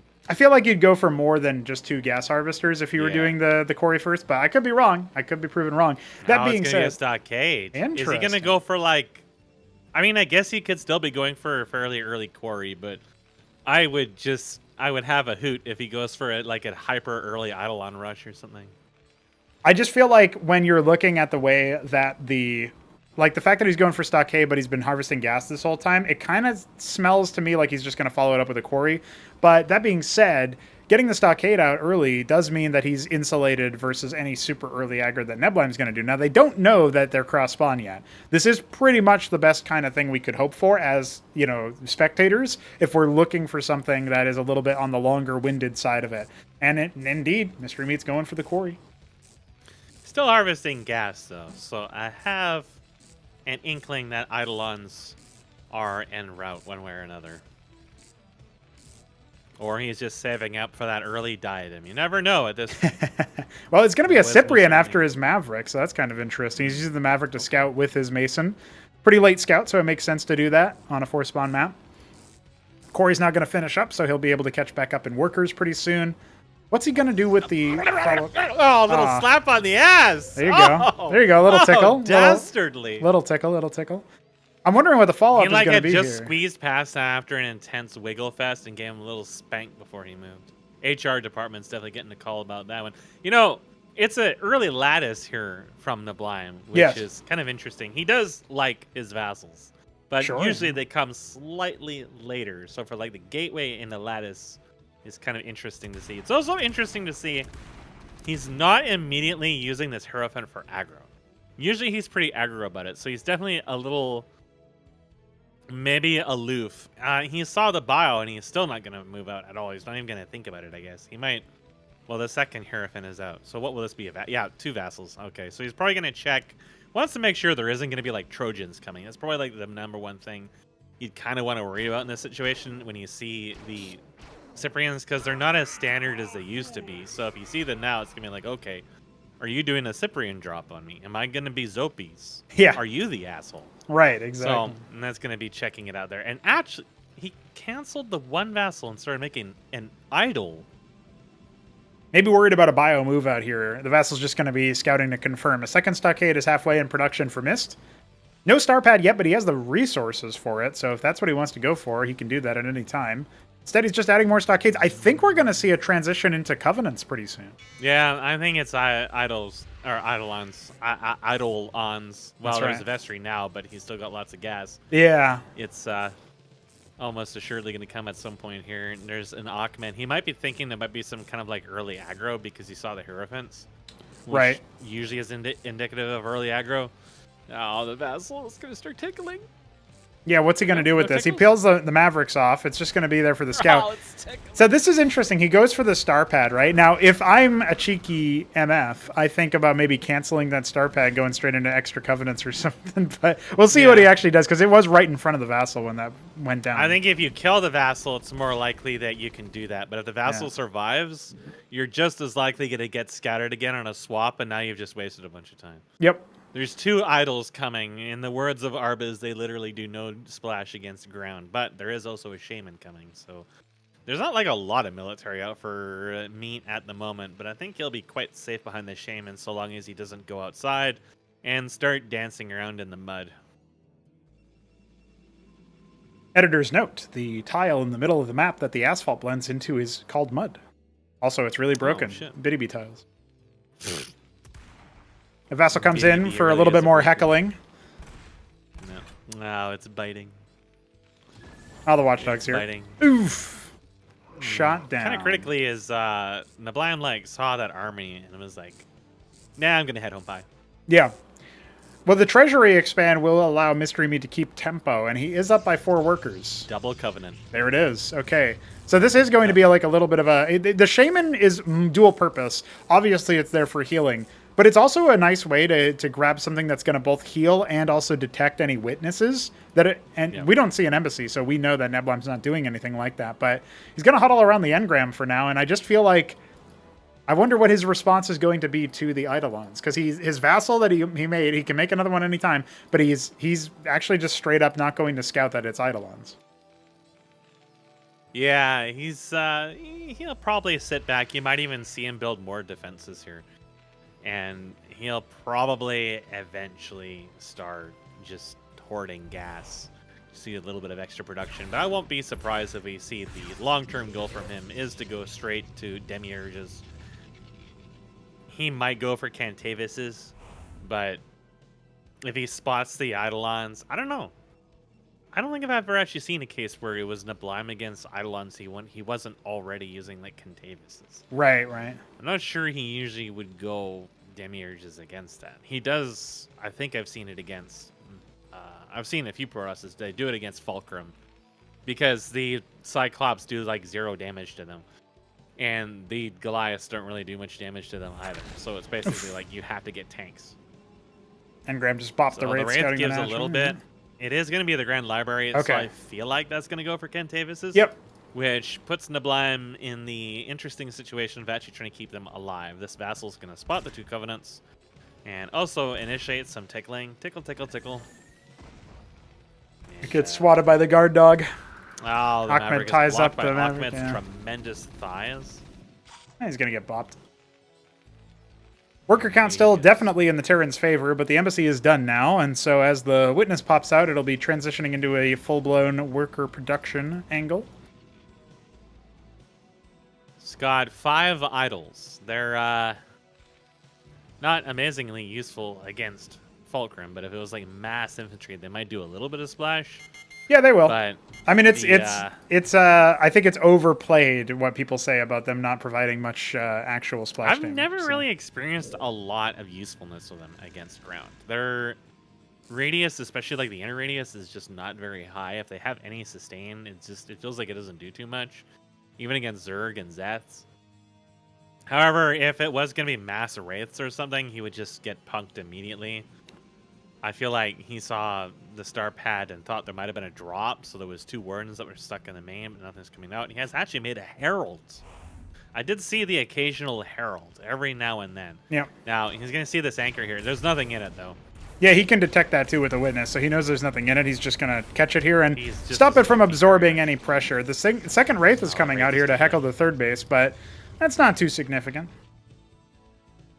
It's going to annoy Neblime. He has to pull his entire army back. He has to. He needs to. Oh my god, it's biting. He's only got Zealots, Golems. He's checking every unit that comes out. Do you attack air? Turns out no. Even the Herald is coming out doesn't attack air. See you, nerd. Oh my god.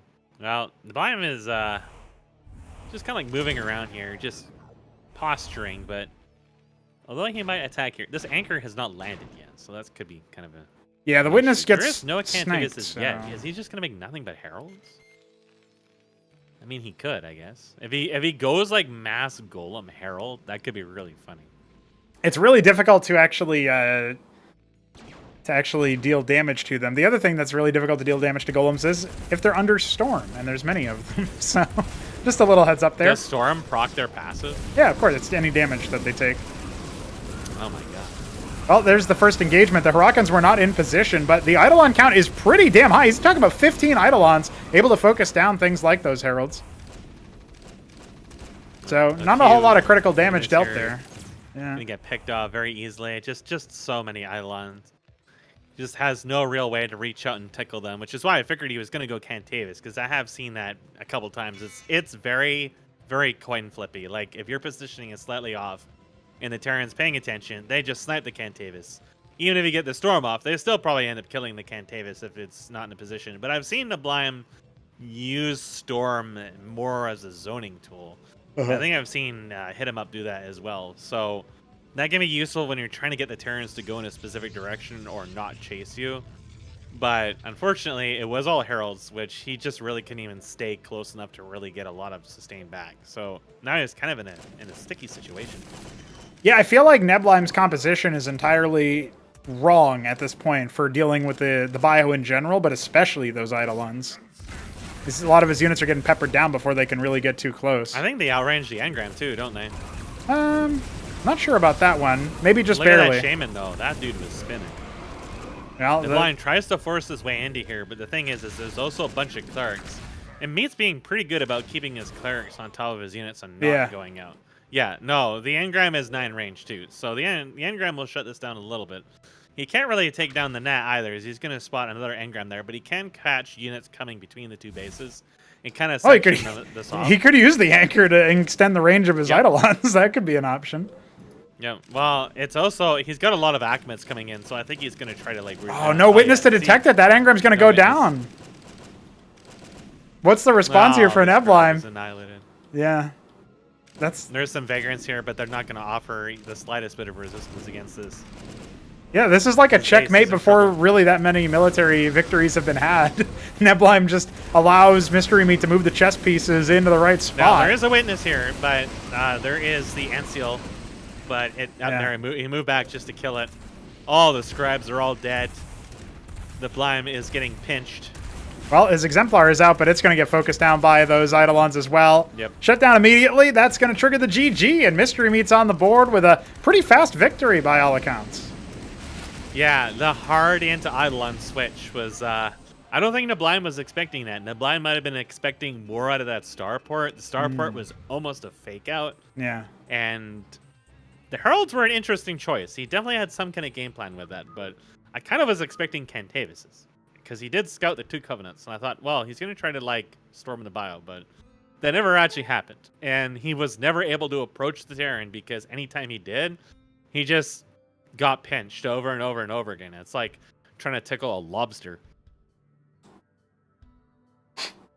I am pretty impressed by the how fast the Eidolon count got. So out of control. Yeah, he committed pretty heavy to it. Yeah, there wasn't really the answer. Now, normally what I've seen is if you get a Cantor's, and even if you don't have detection, because like there's going to be uncloaked units with the Eidolons, if you can get a Cantor's out and there's enough of a front line to draw the initial fire, it does also do the zoning job that the Cantavis had. But I almost feel like you need a little bit more than that. Honestly, Architects wouldn't be too bad if you could figure out a way to like reveal them if you had the witnesses in the right spots. The problem is, as far as I can tell, that Visionary mode Shamans do cover your back as far as the well, those weren't even deployed. Was actually the thing during the last at the end, is they were just moving around. So then the witnesses had full reign. The Anseal was with him. That was revealing the witnesses when they got close. Yeah, and there's not really many long-range surface-to-air options for he didn't have any way to reach in at all. He basically had to try to force his way in with the Heralds. Yeah. But half of his units would die on approach, and the others couldn't like trade. They just didn't do enough damage to trade. So he was just completely outgunned. Interesting stuff. Well, Mystery Meat up 1-0 in the set. Neblime's going to have to think about that. That is a strategy that has proven victorious, even on a 4-spawn map. Cold Sweat, though, is a 2-spawn. So Neblime's map pick has been taken away from him. We're going in there, the new Veek map. Let's see what we can see. in this little icy nook and cranny. It's Mystery Meat in the top left as the dark olive. No, this is, yeah, I'm going to say dark olive, but it was light olive. Fuck you. Neblime in the bottom right as the turquoise again. No, I think teal. we have to Goddamn. nerf you, and we have to start like randomizing the language that the colors are written in. I'll get And then really you have good. to guess what the language is on top of it. Oh, okay. I can probably do that. You can't use fucking Chat GPT or anything. That's all right. 3Crow has a subscription to that, I think, and he uses it for some interesting things. That's all I'm going to say. Like making Protoss crows, for example. Now, Neblime's down As here, one should. and he's thinking to himself, man, I just got Eidoloned. And everybody, I used to think that those units were terrible. What do I do now? How do I save my bacon? Because Cyclops and Eidolons are OP, and I always shit-talked them. What do I do? And, you know, we'll see what he can cook up. Maybe he can make him look silly again. Because I was told by the Shambler, I was told by Neblime that, like, Eidolons are not a serious unit. You shouldn't make them. And, well, Mystery Meat begs to differ. They were always strong, but the problem with them originally was they were deep into tier 2. So by the time you got them, they usually weren't that relevant anymore. Yeah. But the second that they became available in tier 1, they became insane.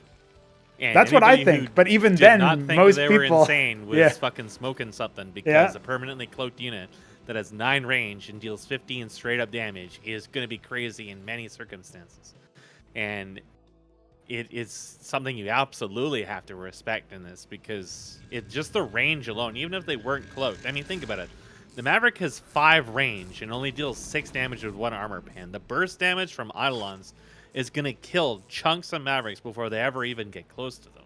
The range is always something you have to respect. When you think about stuff like the engram, half of the attraction of the engram is the fact it outranges a whole chunk of things and is dealing damage before they get the chance to do anything. Just the fact you're cloaked on top of it has a lot on top of it. But also, the Eidolons are deceptively tanky. Usually when you think of infantry, you're colored by Brood War, thinking, well, infantry are going to melt like crazy the second, like, lurkers or anything become involved, or we start talking about, like, Reavers or Dark Templar or something like that. Yeah. But, well, Eidolons are actually tanky, and they're sustained in the army too, so their effective health is actually quite high. And the early Protoss burst is not that high. So unless you start talking about like a Cantors or multiple, you will need multiple architects to deal with that. You would probably need like 3 or 4 of them to really start putting a dent in it. Then you're going to have a hard time just out tanking them in a straight up fight without considering the cloaking. So absolutely, especially when you're talking about small unit counts coming off of like a fairly eco-oriented beginning, you're in trouble. But now Meat's doing something a little bit more classic. Ah, there we A go. little bit more meaty. But the Vassal is en route. 3Crow rides over aboard his Hotmobile, Oh, yeah, there he puffing is. and puffing as he steams along through the cold Texan winter where You know- nobody can drive. I feel like with Neblime's Hierophant kind of doing a little bit of pressure, if he had followed that up by moving the rest of his units over, he would have actually been able to just cut through the Mavericks. He doesn't know it, Yeah. you know? But There's now only he 4 of flies them over there. the double star pad, and he should immediately think, oh, wait, well, it's a good thing I have this ye old lattice I can make the idols for, and now your Wraith play is not going to work out too He's well. moving So. his units in now. He knows that the gig's up. Oh, If he yeah. doesn't get control of this, he's going to get punked again. Well, he's actually, He yeah, doesn't wanna he's get bumped falling. again. Yeah, he's falling back a little bit to consolidate his defenses. But to me, I look at this and I think to gonna do myself that. that the Neblime build order here has gotten him ahead. He's going to put the Warden down defensively. And he's got Isles, so they didn't Yeah. do much in the first game, but against Mass Wraiths, they should be able to do quite well. He just has to be able to get them revealed, and then, yeah. Meat here is a little bit of... what I liked about Neblime here is he went to check this gnat. Like, not gnat, but the... I mean, you could treat it as a gnat. That's why he's checking it, because he thought there might be workers up here harvesting gas for the early wraiths. Mhm. And that's why he moved his Hierophant up there, just to have a look to see if that was actually the case. It also covers if you're going to take the sort of angled route of going straight to the top right and then to the bottom right or whatever, like going in the corner route for the Wraith movement. He kind of eliminates that as a potential angle on both sides. So now obviously the Wraiths are showing themselves. The Worker is going to try to get picked off, but the Scribe God. gets sustained. Ecclesiasts are able to keep that battle worker alive, battle in another day. Now remember, Meat didn't have tremendous success with Wraiths in his other games either. He continued to build them and then ended up doing really weird transitions with them into like nothing but mass phalanx. So he's kind of accustomed to not being able to end the games with this. He really just wants to have like the map control preventing the move out, and then always having the threat on and then early scouting. In fact, he's even committing everything down here to try to corner this one vassal. Yep. Which it is going to corner itself. And that was definitely personal right there, hunting down the lone vassal across. Well, now he's actually map, sent out 2 workers down there. He's going to be harvesting gas just like you were suggesting earlier, I think. Yep. Or he's going to start building stockades and floating them into Neblime's base, cursing him with a Sonic 2 medallion just like he did the other maps. Yeah, Vik had to deal with that himself. Wraiths are going to coalesce here. There's 7 of them. Great number to start one-shotting workers. But I'm not sure that they're going to have the opportunity to. There's wardens at key locations in the main. He might be able to, because the idols aren't actually in a space to really protect the workers in the moment. So there is a possibility he can nab a couple kills and slip out before they can actually corner him, especially if he takes the route underneath and manages to avoid the Hierophants. Yeah, he would need to really kind of focus on the gas workers here, but he's kind of just occupying this mid space. And you know what? Neblime saw that. He's like, wait a second, what's going on? But ooh, one salvo of idols is enough to make me just wince immediately. That's what he had to watch out for. Yeah, catch one more. Oh, never mind. No, let him off with a warning. You're let off with a warning, buddy. Don't let me see you here again. Now the Masons in the top right. In top right, they're being tickled. Yeah, those workers will not battle anymore. Oh, the idols just caught all of the wraiths. Oh my goodness, that was vicious. Yeah, don't try to trade with the idols. That's when idols are actually very strong. And the vassal now going to scout the low worker count in the natural. There's not really that much back at home, man. It was all wraiths. He's trying to pull out the eidolons in a bit of a transition here, but he's got 4 mavericks in the anchor. He's got a couple of bio units. Yeah. He's got so much money. He definitely had a little bit of a brain fart there, and against Neblime, you can't really have a brain fart because at the very least, he's going to destroy this treasury, and he might even end the game here. Oh, he could definitely try to jump forward. Just heard a couple of bio units hit the deck there. The cleric trying to body block all the idol shots. I guess it kind of worked, but he's going to call it right there. Neblime with a counterattack. 1-2 punch. We are at a tie series. And not Thailand. Either got a little too focused on the wraiths, or the fact there was a Hierophant up there to kill those 2 workers just confused the fuck out of him. Whatever happened was he was sitting at like 800 minerals and quite a bit of gas. So he was behind in the macro. And that'll kill you on Neblime for sure. He just pretty much never runs on the macro. It takes like really late in the game, like 40 minutes in the game, for Neblime to really start slipping up. Well, even then, I think it's more like he just kind of enters the zone of murder. I am glad to see Neblime strike back so decisively, because it didn't really look like he knew what to do in the first game. And it's nice to see him regain some of that momentum and feel like, okay, no, I can just assert my tech dominance here when he makes a mistake like that, where he, even if he had all those wraiths alive, Mesk, I don't think he could have held that push, honestly. Like, I guess the Shaman was back at home. He could have healed the wraiths up a little bit, but he probably would have delayed the game a little bit more. But I feel like Neblime just had such a winning position. He wouldn't have been able to protect that expansion. Is kind of a critical thing. Yeah. If he loses that expansion, he's just kind of in trouble. He can't directly confront the idols with air units because, well, that's when the splash will actually kill them. So, yeah, it wasn't good. The Wraiths definitely, I think that as soon as the Wraiths got scouted, that you kind of have to prepare to transition out of it, even though you've already built 2 of them. You may as well start building some hand seals or something at that point, too, because, well, he could definitely have afforded it, but also because it looked like Neblime was starting to move his units out the second he saw it. He decided not to, but he could have, and that pressure also could have been similarly very difficult to deal with because, yeah, he already was building the tools necessary to deal with it. Like, the Hierophants will definitely deal with a small number of wraiths. So there was not too much to guard except for, like, 4 Mavericks. And, yeah, I think at that point you had to kind of realize, oh, well, he's just going to build idols or an engram or something that's going to probably make this not really worth it. Like, wraiths are kind of difficult to make work against Protoss in particular. Well, let's see what Mystery Meat has in store for us, because we are going to Paradise for Game 3. Once again, this one decides who's going to be on series point. And as we jump into things, let it be known that Mystery Meat and Neblime are once again duking it out on cross spawns on a 4-spawn map. Meat up here in the top left, he is going to be the green Tyrant. Neblime here in the bottom right, he is going to be the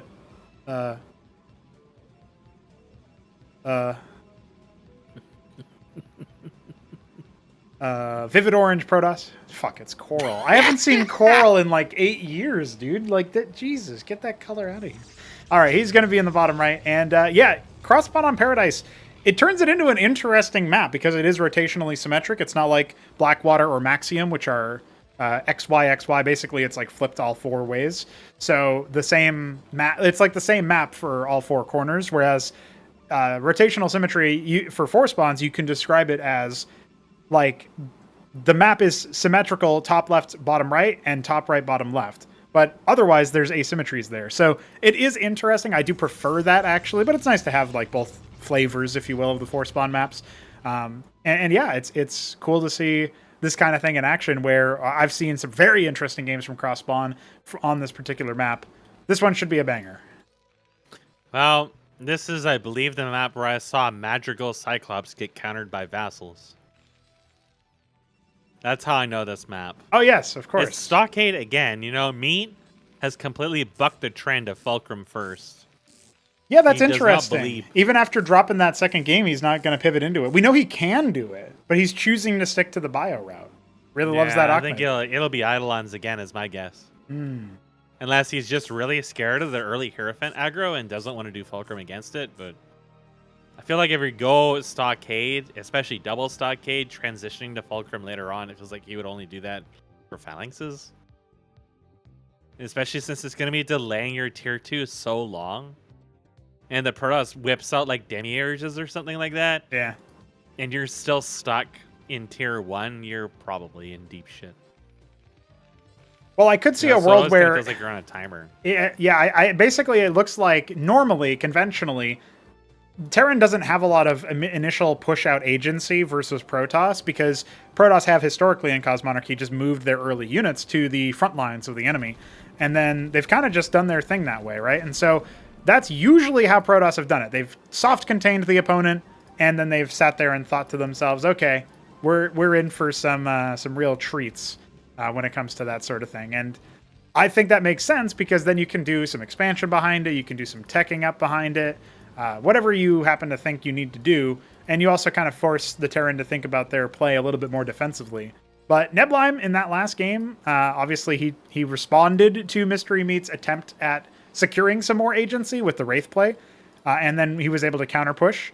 But the first game was a little bit more, I guess it's looking like this one is, right? Neblime hasn't moved his first units out. He might decide to do so now. He does have the Vassal out yet again. It's Gateway Lattice with the Vassal into Idols. That's the same thing every game so far for Neblime as well, as perhaps a reaction to scouting the bio.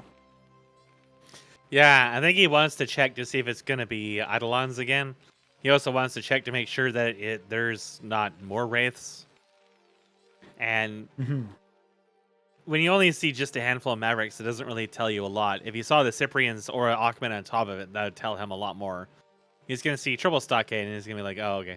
But there's no add-ons this time. There is no early Vestry. There is no Covenant. Mystery Meat may, in fact, even be hiding it until the Scout is dealt with. We look at that fuck tile in the net again that the Vassal has so helpfully enlightened us to. Thanks, baby. And yeah, if Mystery Meat is aiming for those, he is holding out of them. The star pad is now being dropped. He could go for drops. It's still quite a possibility in this. Neblime has been pretty content to build defenses in his main in each of these games. Usually at least 2 of them, and there is a Vestry on the way. Look at the way that the map is fanning out. Like, he's covering all of these different side paths because he still doesn't believe that there's no star pad. And indeed, he will be able to scout it. He has the opportunity, and he's going to go deep enough to see it. Vassal has revealed it. So, you know, with 4 Cyprians as well, I'm not sure if he got the count off on exactly how many, but that kind of telegraphs it to me. I think this is a Cyprian drop. It could be, yeah. I mean, he used them a lot just for defense in the first game, but we don't see any Covenants on the way yet. So that definitely hints. Right now he's just building a Wraith with it, so I guess he's going to check to see what Neblime has. If he sees there's no defenses there, that definitely could encourage him for a drop, even if he hadn't originally planned to do one. Either way, I feel like we would have seen a Covenant at this point if he was going to do what he was doing in the first game. Neblime maybe still thinking it's going to be Eidolons. He's still built idols. It's interesting how he's built idols every single game. Yeah. Even though he's not seeing a Wraith spam this time, he's still committing to it, even though they had no effect early on. Although he is still confirming once again with his vassal that there is no Eidolons en route, which probably makes him feel a little bit more confident about that. He won't catch the Shaman that just came out, but he will know something was coming out from that vestry, and there's no... Oh, there's the Covenants. Yet. So, yeah, it's interesting. So usually you go... go... a little late. I guess he went the Star Pad. It got scouted. He's going to go Wraith. Abandons any idea, any notion of going for the Trojan, and just kind of has the Star Pad as a threat there to force out some static defense and maybe a more conservative posture. There's only from one Neblime. Maverick in that anchor at the moment. Yeah. And the idols are still a ways out. So this attack can definitely do way more damage than the one in their first game did. You can see here, Neblime is trying to move the Terran Bio army away, but it's a little bit... It was the right idea, and actually it was falling back, but unfortunately, the Mavericks and the Cyprians were still on the natural. That is going to help Mystery Meat hold this attack. The anchor was focused pretty heavily on, but as you mentioned, only one Maverick in there, so not a grievous loss of military. And the vassal obviously got shot down by a watchdog in the meanwhile. So kind of critically is that Ahmed got a burn off on the last of the melee before he died. That allows the Cyprians to just penetrate it. Yeah, annihilated all the zealots before they really had a chance to do too much of anything. And the first of the Eidolons are now out, so now the Eidolon stack is en route. I don't know if the vassal was deep enough to see the add-ons on the stockades, but when you scout this many stockades, you know there's got to be some Eidolons coming. Wraith is going to heckle the natural a little bit, but it's just there for scouting and, of course, for forcing out more static defense, which undoubtedly will happen. We're seeing a rogue gallery. I wonder what that's going to be for, though. Like, is that... It's probably going to be for Vagrants. All the Protoss are building a lot of rogue galleries later into for Vagrants, but... Neblime does like building stacks of vassals and Bargus, especially later on in the game, so it's always nice to have that option. But I feel like it's probably going to be for Vagrants. I don't know if that's super good versus the Eidolons. I guess the idea is that once they burn, they move faster, like the shade moves faster, so you can decloak the Eidolons with it for a time. It's usually, I'm not sure why. I think it's just something that they've just been doing. And it just, see Vagrant immediately. It's kind of like a cheaper unit to add to your army just to expand your numbers. The death effect on it can be nice. They usually don't contribute a lot on their own, but it can be nice to have a little bit of extra damage out of them. But the army for Meat is not super huge at the moment, but the amount of Eidolons is gradually increasing. Meat's money income is also gradually increasing. I don't know if he's saving for tier 2, but now he's adding a ministry. Okay, so he's just got a lot of... He's got three Covenants. Yeah, he's adding 3 more stockades as well, or he has added them. So that'll be an interesting choice. His Wraith is still at large here, tailing the army. It's going to get tickled by those Drakodins, but he's going to see the timing of the third base, or at least the attempted timing thereof. That Ecclesias should shut this down, and indeed it does. But the Nexus was spotted, so at this point I feel like Mystery Meat can feel pretty comfortable. His timing is technically faster. The Witness does see the Ministry there, and I'm not sure the Mystery Meat saw it, but he was moving around like he did. I think so, yeah. I think he was trying to move the Shamans up there, but they all got caught in and everything, so... Yeah. Yeah, and immediately he started building an ant seal. You can see he definitely wanted to do something about that. He spotted the embassy a while ago, so he'll know there's definitely going to be witnesses floating around. The extra rogue galleries will be finishing soon. So Neblime's army is quite numerous, which is one of the ways you can try to deal with the Eidolons, because their cooldown is not really super short. But if the units have to fight each other to get close, it's not really that useful. Yeah, but there's 15 of them again, Mess. That was the same critical mass that he had in the game 1 that it was so difficult for Neblime to counter. Third base is coming up here. His army is getting pretty big though. Like it's numerically large. Yeah. So there is, however, a lot of Ahmeds coming out. You can see that the transition with the extra stockades is to build a lot of Ahmeds. Yeah.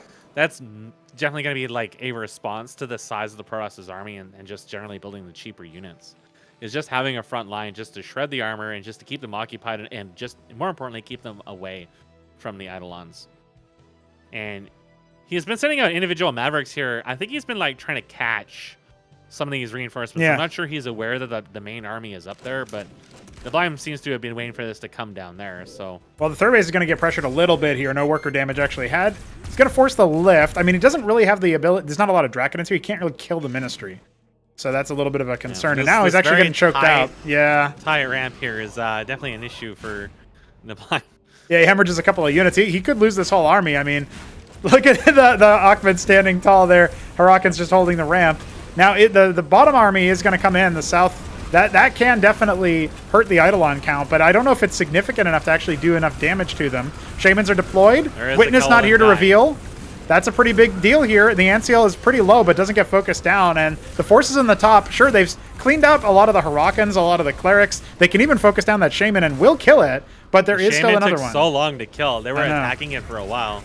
Yeah, they were kind of splitting their focus there a lot, I think. Reinforcements coming in from the south some more. A little bit disjointed. Needs to try to focus that Shaman down, in my estimation. It's healing so many of the Eidolons, but wait, here's the Witness. It gets focused down immediately by Mystery Meat. Fast fingers there. And now you got to commit a lot faster to actually kill these. Getting caught on that ramp. Neblime could have actually had so many more Eidolon kills, but most of his DPS was actually kind of waddling around there in the minerals. And now the round of Harakans is going to push everything down. So long. Both of those Shamans are just unkillable machines. Keeping in mind, Mystery Meat's been fighting up a ramp for most of this, so he's been at a major disadvantage range-wise. But it was mostly idols, and they just are not really capable of killing these very quickly. Eidolons have 60 health. They're pretty durable, especially when they're being healed. And all the Achmeds came out. The base is safe, and it's mining.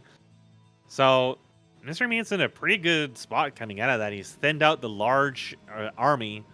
He's shown in Neblime that the Vagrant heavy army isn't really amazing at the moment. So now the Exarchs are coming, or the Exemplar. And, oh, he's also making an Aurora. They do exist. They are a unit in this game. I've seen him make them before.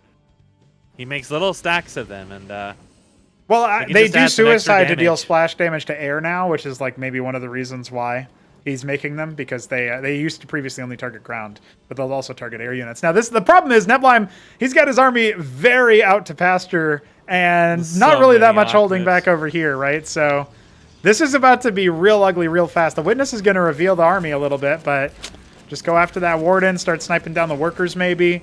What can you realistically do? The Auroras can charge forward. He wants to pincer this. He's got his army coming in from the west. Yeah. He's going to try to pincer this and use the Exemplar to pick off some of these. Yeah, they're staying alive for a real long time. Shots yeah, one of them gets focused down. The other one, 2 salvos. That's all it takes. I mean, there's still so many Eidolons, and the Harakans can't be killed. The Shamans and Clerics healing them. Nothing to threaten the Eidolons because there's no melee with this composition. The Battle Workers. The Battle Workers. They're going to do the threats. They're going to be the Battle Workers. The units that Neblime needs. It was the workers the whole damn time. I can't believe it. He's got to listen to his own advice, man. Just make workers. Just make workers. You don't need anything else. Meanwhile, look at Mystery Meat's rally points. He's just got a ridiculous amount of units. Yeah, he's got so many stockades just mass producing Ahmed. Look at his money. I know. The dude is rich. He could cap his gas if he was in tier 2, but he isn't. So it's, no, he's queued up Eidolons. He's like, yeah, whatever. I mean, he almost has enough for it anyway. At this point. Yep. He's got 2 extra ministries and 1 floating out. But look at this. Neblime can't let him have that. He's brought out the Aurora Vassal, the most deadliest combo. Ahmed can't reach those. Oh my god, a battle worker. He just took a shot at his own Mason. Couple vassals died. No. Those vassals are gone. There's still a zealot over there, though. You could have warped in the Nexus anyway, but that scribe gets killed at 3 o'clock. There was another worker that just randomly went up to the upper area, like the choke, and that's been disallowed. This one zealot hanging out at the edge of buildable terrain can't land that. It's okay. The tag team of Ahmed's coming. The Aurora. Aurora. A bunch of them die. Aurora. The one Huracan at 6 o'clock is finally felled by the vassals. Tickled to death. I can't believe it. Meanwhile, some air units trade out that Maverick over there at 3. All right, well, both players are trying to police each other's expansions. The problem is the Ministry at 12 o'clock has landed. So Mead is now ahead. His Atlas is almost halfway done. He's got a very, very nice army. blob of Huracan Eidolon with some healing and the End Seal for detection. So you don't need to deploy the Shamans, even although I do recommend it. But if you wanted to stay mobile, you don't need to deploy So them. many Ahmed. He has so many of them. It's just pure, unadulterated Ahmed right now. There's so many Ahmeds. You can't look away. You have to gaze upon the Huracans and their glory. Oh, the scribes have felt the lash of the spanking. Some charlatans have added themselves in. Army. Neblime has no idea just how many Ahmed are on the map right now. You know, charlatans So multiplying the damage wouldn't be too bad for actually making idols more of a threat, funnily enough. But unfortunately, I feel most of the idols are gone, right? So he's not really going to be able to chew through the Huracans nearly as well as he wants to, and he's desperately trying to evacuate. But the Legion of Ahmed will have none of it. Couple more units on the way out. Now Neblime knows what all of his victims of Ahmed drops feels like. Yes. He's actually sending out a... meets all over the map. Ahmed can never skip leg day because he has to jog across the map everywhere. Yes. Because there's just ministries flying in every direction. Fourth base has been established for Neblime. Oh, okay. Well, there you go. Yeah, start adding in some Heracles for the front line to slow down so Ahmed can catch up. Yo, kill that. Yeah, kill that. No, kill that. What are you doing? Why didn't he kill it? Whatever. He was fearful of Ahmed. Looked like Neblime wanted to go to that third again, but Ahmed didn't rush down, so he was hesitant. Neblime likes to do this. He likes to split up his forces, sit in the middle of the map, and just try to tag, bounce back and forth. I can't believe he didn't kill the Ministry, dude. It's got 69 health. Oh, never mind. Well, there is a Mason. Workers have to wait. They're trying to... 50 Ahmeds. Ahmed, get out of the way. I have to repair this. It's only got 50 health, Ahmed. Oh, no, there's more Ahmed I got to get through. You can see immediately. 40 health. Oh, they'll get it. Neblime is splitting up his army just instantly again. This is what he's going to keep doing. You basically have to force them to fight in a specific spot to get him to Barkest Aurora is actually pretty nasty, Mesk. I'm looking at it. The DPS is nothing to scoff at. Yeah, look at 4 armor pen is they just ignore the armor at that point. Yeah. Oh, there you go. So you can see Neblime what he's doing here. He's just going to keep choking until his army gets large enough to actually attack. He's got 4 Stargates making exemplars as well, yeah. Yeah. But, I mean, Mead has so much money, losing the actual minister. I mean, he can just go to tier 3. He's about to have the gas for it, yeah. Without capping, by the way. The prostate stage is on the way. He's been pumping out exemplar for a while here. Meat can catch one of these armies and kill them. The other one might try to backdoor him, or might try to go to his production. But Neblime's kind of working himself into a little bit of an awkward spot here. Definitely the southern army is the more valuable of them. Is this the one with all the exemplar in it? He definitely doesn't want to lose that. Yeah, this is a little bit rough here for Neblime because he doesn't really want to take the fight just yet, and he has no flanking force. He's going to try to come in from the north, but he doesn't really have any confirmation that the army's coming down. He needs to pull the trigger on that second control group, otherwise he's just going to end up hemorrhaging everything down here, and among those are 6 exemplars. They are absolutely ruining the Huracans, but the charlatans are going to get focused down pretty soon, and that's going to be it for the damage multiplication. That will allow the Huracans to stay alive a little bit longer. A war on multiple fronts, but reinforcements are coming in to start flanking the exemplars. And yeah, the Eidolon count is absurdly high. He only picks off 1 or 2 exemplar during that whole fight. Yeah, 1. So he had a single madcap in there too. Big gains. Big gains. But now Ministry Meat's in a bit of a sticky situation. If he wants up these ramps, he has to throttle his way up these 2 engrams. That's just awful for infantry. If he wants to go down here, there is just random exemplar here and there they can pick off, but there's quite a lot of them up, so he definitely wants to bunch up before he moves in. He is just pumping out madcaps, trying to get those minerals down because he just has so gosh darn many of them, and now he has quite a lot of madcaps. So yes, yeah, this can be quite useful against just about anything that Neblime has except for maybe the exemplar. But everything else that he battle has workers is going to get just minced. The battle workers! I don't know about the battle workers versus fully charged madcaps. The deployed shaman healing everything up as well very nicely. Exemplars staying alive, and they are at a pretty nice cap themselves. But the pariah, that's going to be the choice? I don't know. I think it gets focused down. There's only 1 of them, and that's not going to be nearly enough. The Eidolon count absolutely through the roof. We've got more than almost 30 Eidolons are on the field right now. And the army, the madcaps are really good against pariahs. Yeah, I've seen it a couple of times. they are very, very good against Pariahs because of the armor pin. And the Pariahs have to get close to you, so you just build madcaps. Mystery Meat already had madcaps, so the Pariah wasn't going to do much anyways. It was just one against a literal horde of Eidolons, but yeah, the madcaps are already the tool he needs to deal with that.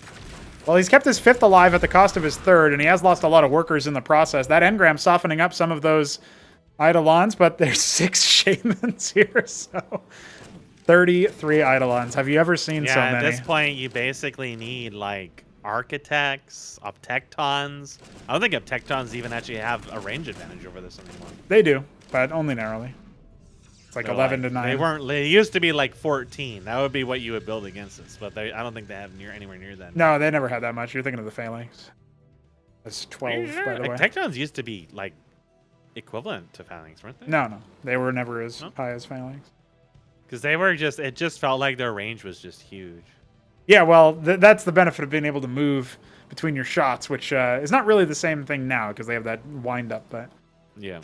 Either way, honestly, the Optectons wouldn't be bad to deal with like the Eidolons because one salvo of the Optecton shot is enough to kill an Eidolon and then some. So if you have like 3-4 of those bad boys, you can actually carve a path through them. It's just you have to keep the rest of the force at bay or the Eidolons will just step forward and start sniping your Optectons, right? So stepping into it, right? And so like at this point with all the exemplars and with like Zealot Vagrant and some sycophants for good measure, I could see a world where Neblime goes for the Optectons as like a follow-up for the damage to just cleave through all the bio. Because crowd control is what he needs here. There are a lot of crowds. The only problem here is that there's way too many Terran bases set up. A Sentinel being proxied up there in the top right. For tier 3, he can get the diadems he always wanted.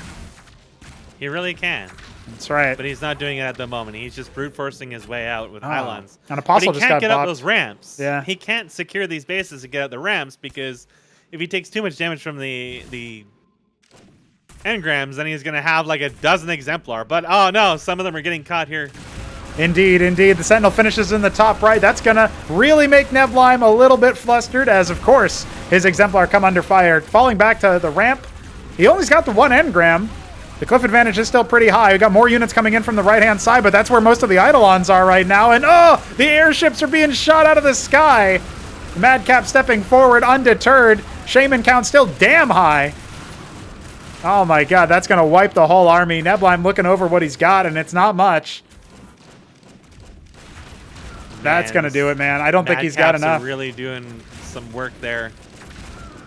Just melting everything that comes up to them. That's it. That's and it. Crashed. Don't worry, you'll be back. I will apostle you. Game. Like it just crashed. I didn't see anyone leaving or anything. That happens sometimes. Don't worry. The game's over. It's Neblime in the bin in the mud. What else do the Australians say? I don't know. He'll have to tell me. But it does mean that we have Mystery Meat on match point here. Like he's 2-1 up in the set. His Eidolons have not been responded to.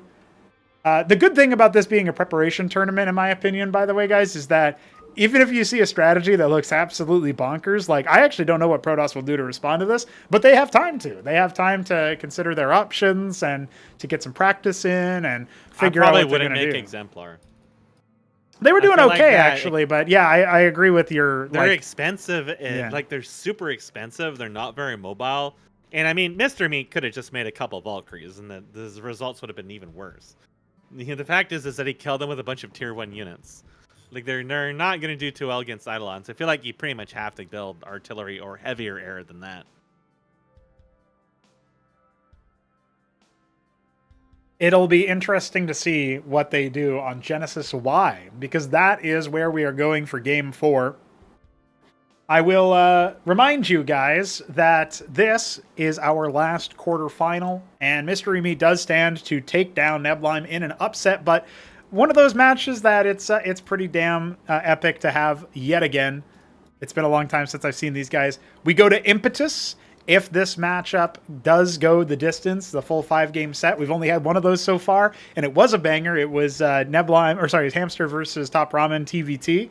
We saw some very interesting antics there, and it was down to the wire where that last game really could have been Hamsters, but Ramen ends up coming in the clutch with his Corey first every game. But we'll see what maybe Mystery Meat's going to do that here as well. He hasn't done that in this set yet. So we're going to Genesis Y. This could be the last time we see Neblime today.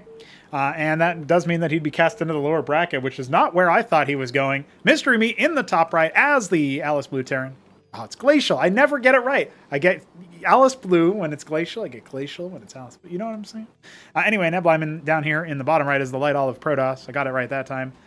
We've got a story here for you. It's all new maps. It's a pretty interesting, different meta, but it's the same old rivalry of Mystery Meat against Neblime. And Neblime always said he's keeping the throne warm for when Mystery Meat returns. That's what he viewed his championships as. And if we want him to play as a Scozy for Acropolis number 3, he's got to win Acropolis 2 as Protoss. I don't know. I'm not sure if he'll be able to do it. He'll be trapped as Protoss forever, and Hapsah will be like, I told you so. Well, I believe Neblime has what it takes to get really, really good as Protoss. It's just a question of whether Mystery Meat will keep bopping him anyway. It is going to be a Stockade opener. Mystery Meat showed in the last game that his macro was still pretty good. Mm-hmm. There was a couple of points where his resources were getting pretty high, but overall, he was pretty close to his original form, I would say. He was definitely shaping it up as the game went on.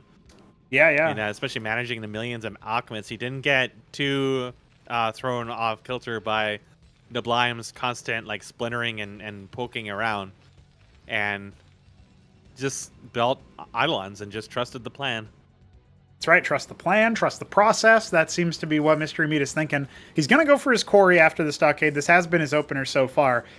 And it's a Cyprian, no Maverick this time, but it's a much faster scout from Neblime. So this will be a little bit difficult to wedge out. However, if he does, maybe he can delay the inevitable Lattice Vassal Scout follow-up or something in time to get some kind of silly antics going. Hierophant coming up for Neblime. So that's been his go-to so far. I think the Cyprian is in just the right spot to execute the Scribe with no follow-up. There you go. No worries there. And indeed, the Quarry finishes. Neblime doesn't really get that much of a scout off, but knowing that the Quarry is there does rule out any cheese, and the Lattice has already begun.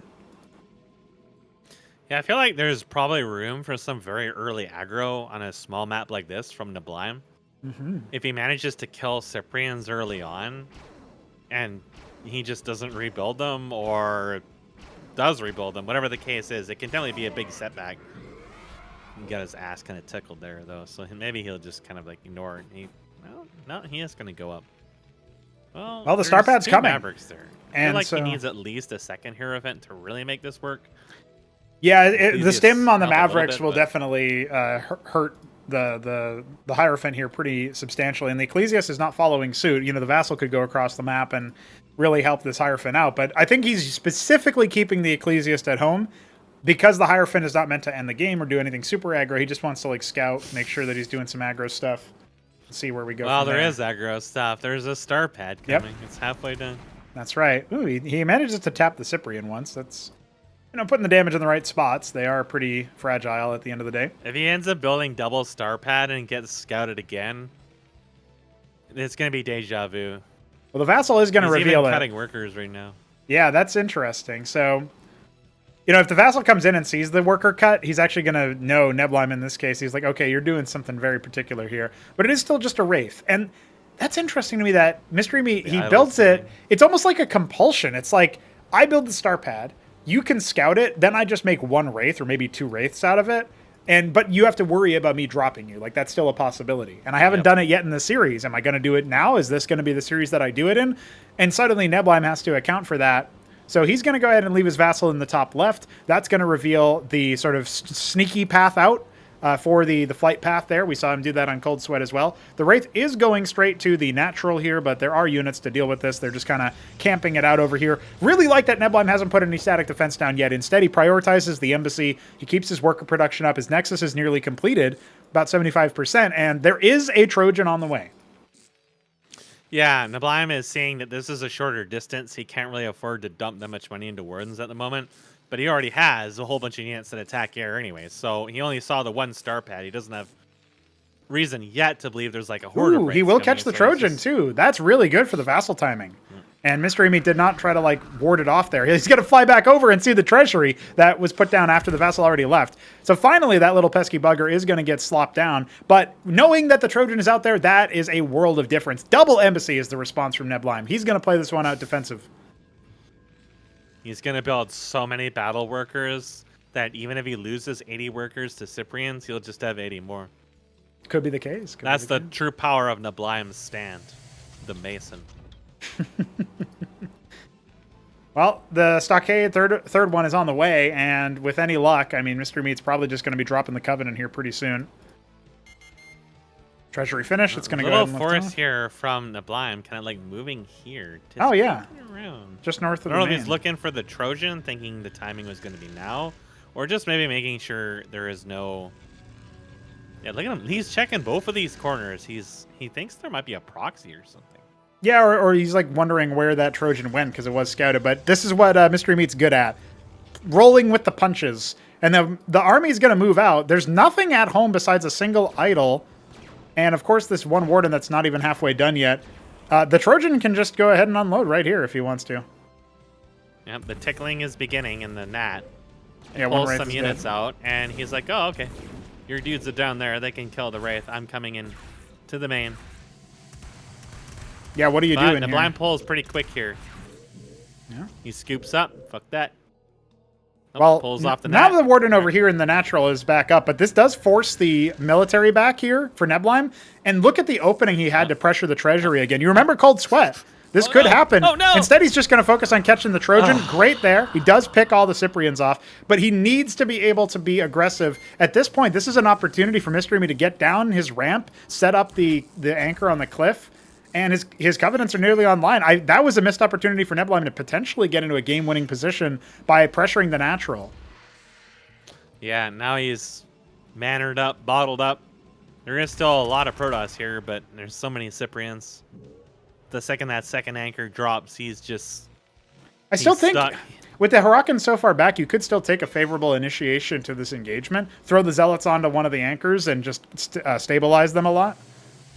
But now the Huracans Yeah, are but in if the it, Cyprians start like splashing any number of your units, this isn't Drakidans. It's Hierophants and Idols. So yeah. you're stuck tanking them down against a Shaman that has 120 health that you're probably not going to kill very quickly either. There's definitely a potential disaster. Like, you might kill some of this stuff, but I feel like it's going to be a really awful trade. Mm-hmm. Third base very Terran fast can is the build reaction units here. faster. Yeah.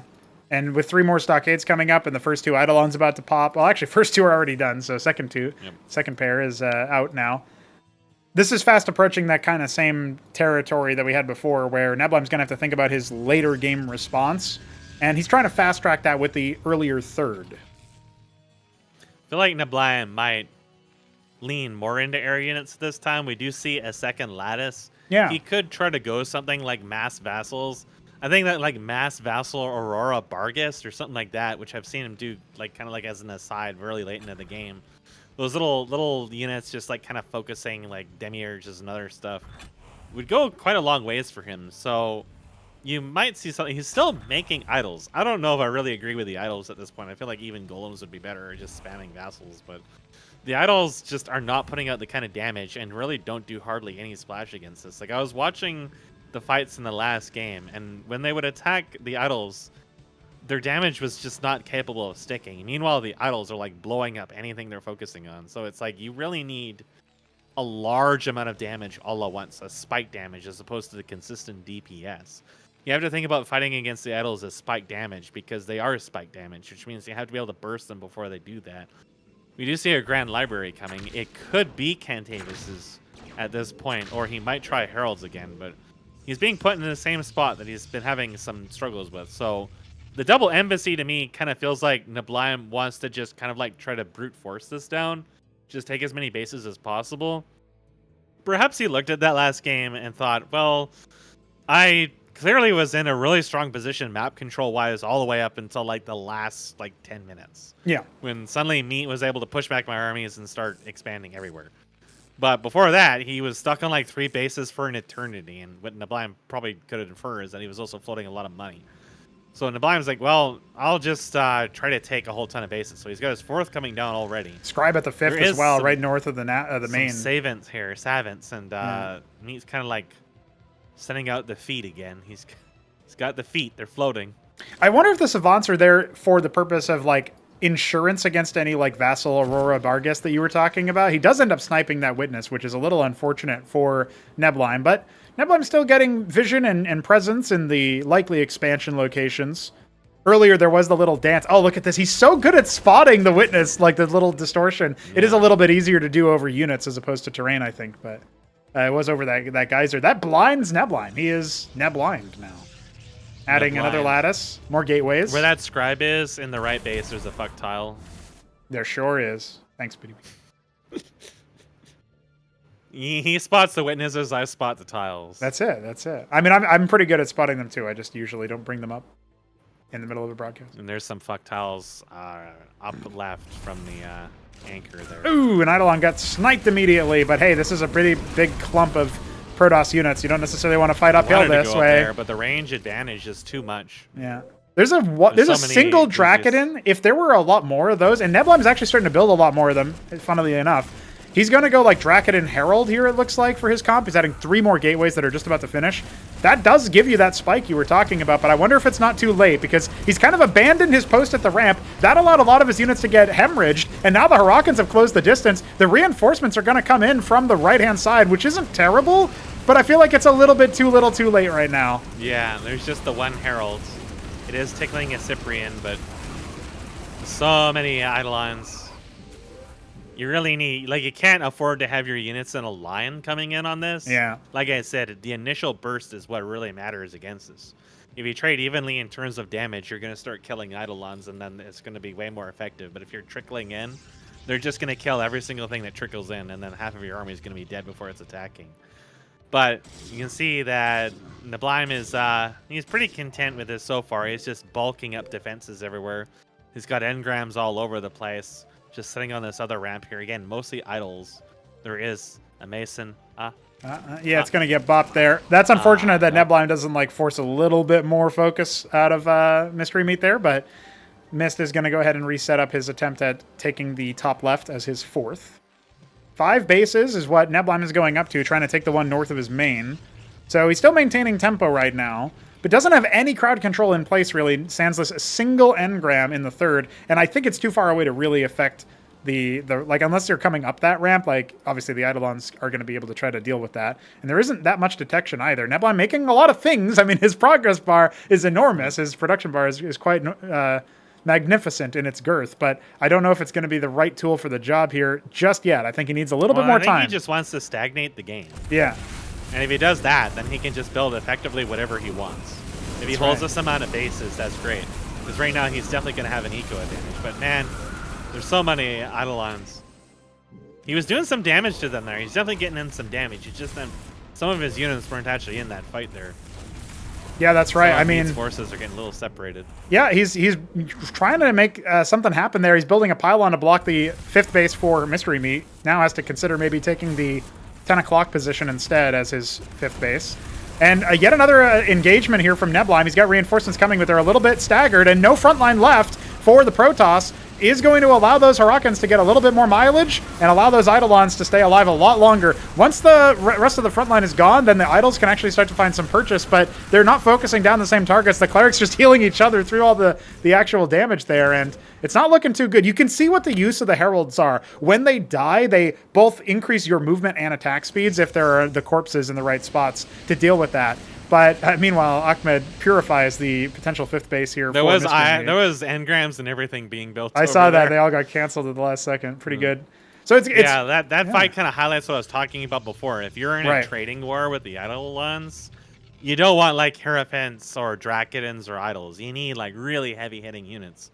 Well, I think Drakidens could do it. The problem is we just don't... Okay, we're finally seeing some Atriuses. That's going to be a little bit better on the crowd control as well. And crucially, Neblime's force is on the other side of the map to Mystery Meat. So he has room to sort of heckle this spot. And now he's got to worry about maybe revealing the game here. He has the 1 engram for some splash damage. But remember that the Hurricanes are in such a number that you can still try to storm this gate. Anseal trying to protect it as well. The force is going to go ahead and isolate things. That stockade in the middle of the map will never be used for a scout. And now a little bit of an attempted flank, but this is where Mystery Meat pulls back. And yes, the battle workers are tying him up a little bit here, but the force is not strong enough. There's only the 2 Atriuses for splash damage. Finally, some golems come out, but I think it's way too little. And Neblime is forced back again and jeopardized. He's lost the mining at this base in the 5th, but he technically has held it. Oh. Tickle the Ahmed. Oh, a couple of Zealots go down as Ahmed well. needed to be tickled. There's yet another engram up here, which is going to get a few units killed. If he tries to force his way up there, he's going to get hit by both of them. I see what he's using. The Stockade's going to absorb the shots of the engram and allow the Eidolons to target it down. A dastardly play there, and no units there to try to stop it. So instead, a counterattack commences. The upper left base. Ahmed is hanging back there. Yeah. He's waiting for another flank, but instead Neblime's going to try to put an advantage somewhere else. Yep. You see some delicious, delicious Masons to sink his teeth into. Yeah, the Atriuses will splash those down quite nicely, but this base is going to get brought down very fast, and there's only the one engram here at the ramp. There needed to be like 3 or 4, in my estimation, to really hold this third base. Mystery Meat can choose to just attack, continue the push, and try to use his reinforcements to whittle down the admittedly small Protoss force in the top left. But instead, he's going to pull the whole army back, and, you know, we've got a little bit of a cross-map banger going on right now. Another base being set up here at the 8 o'clock spot for Neblime. And now he's just going to have to make a valiant stand here in the top left and hopefully hemorrhage a lot of these infantry units. Neblime's got 2 prostate stages. He's pumping out Barayas. This time he looks like he wants to wait a little bit to have a few of them actually up so he can try to go in all at once. Makes it a couple of nice picks there. I'm looking for tier 2 for... No, it's only now started. Just coming, yeah. Neblime definitely can hit a really strong power spike here, where if he manages to hold this base advantage he's got for a while, then he can just come in with all the prize. The problem is, the Tyrant's army is so fat and large, and there's so many Ahmed that to actually put the prize damage where they need to be, it's going to be kind of a long-winded ordeal. And I still feel like he's going to need some kind of artillery to go with it. I'm really surprised we haven't seen any Cantavises at all.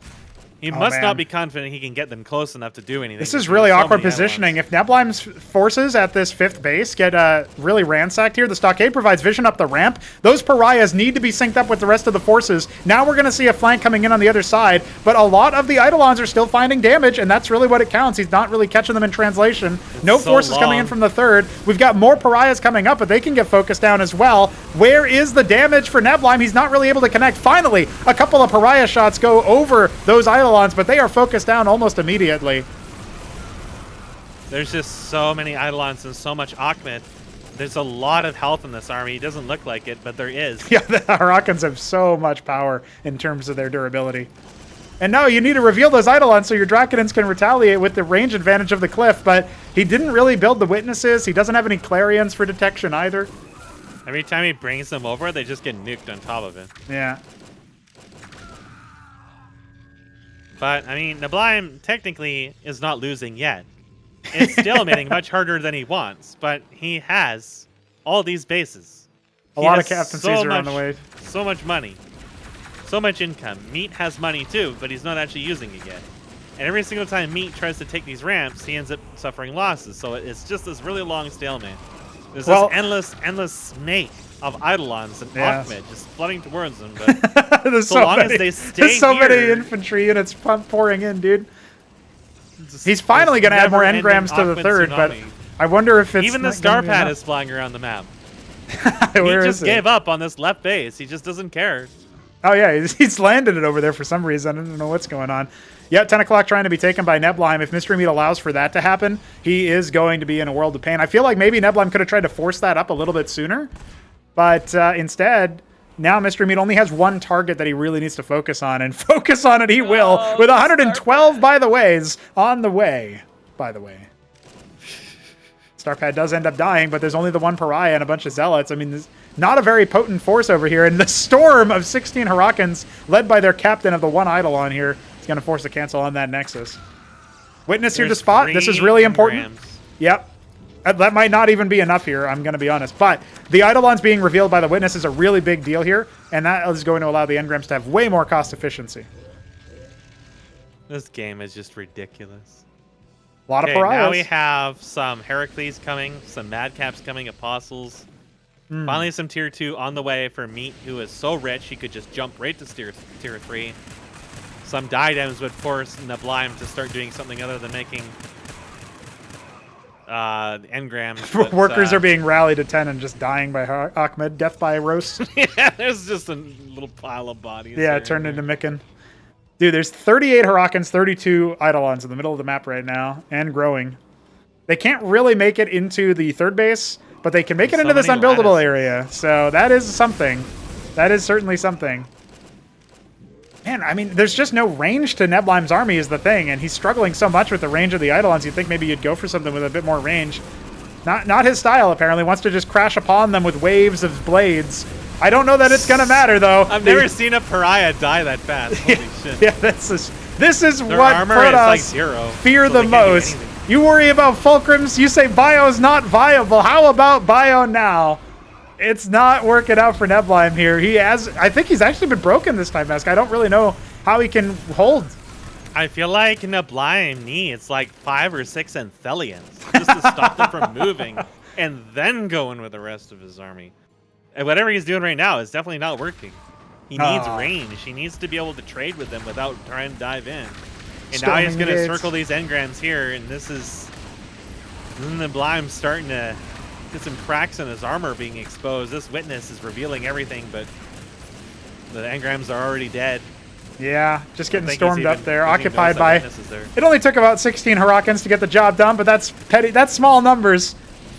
Man, Mystery Meat making it look easy with bio, or maybe not easy. Easy is the wrong word, but he hasn't really used that many madcaps. Like, they come in. He has a stack of tier 2 in his base. He's only now moving out. Yeah. And there's like 80 million more Akhmeds, Shamans, and other things. He has an army even larger than this one that's starting to move now. And he has taken down he's taken the decided base advantage now. He's actually adding his 6th base. 38 units versus 61. Oh, yeah. Here come the vassals. Hey, you know what? Fighting. That will speed up the pariahs to try to find purchase on these units. You could see if 2 pariahs hit a stack of Eidolons, that's it. That's all she wrote for him. But they were targeting different things. And at this point... Now the tier 2 is hitting. Man. This has got to feel bad for Neblime at the moment. Oh, shit. The reclaimed Herald. Yeah, cheap teched. This isn't an all-Quasilis game. I've been deceived.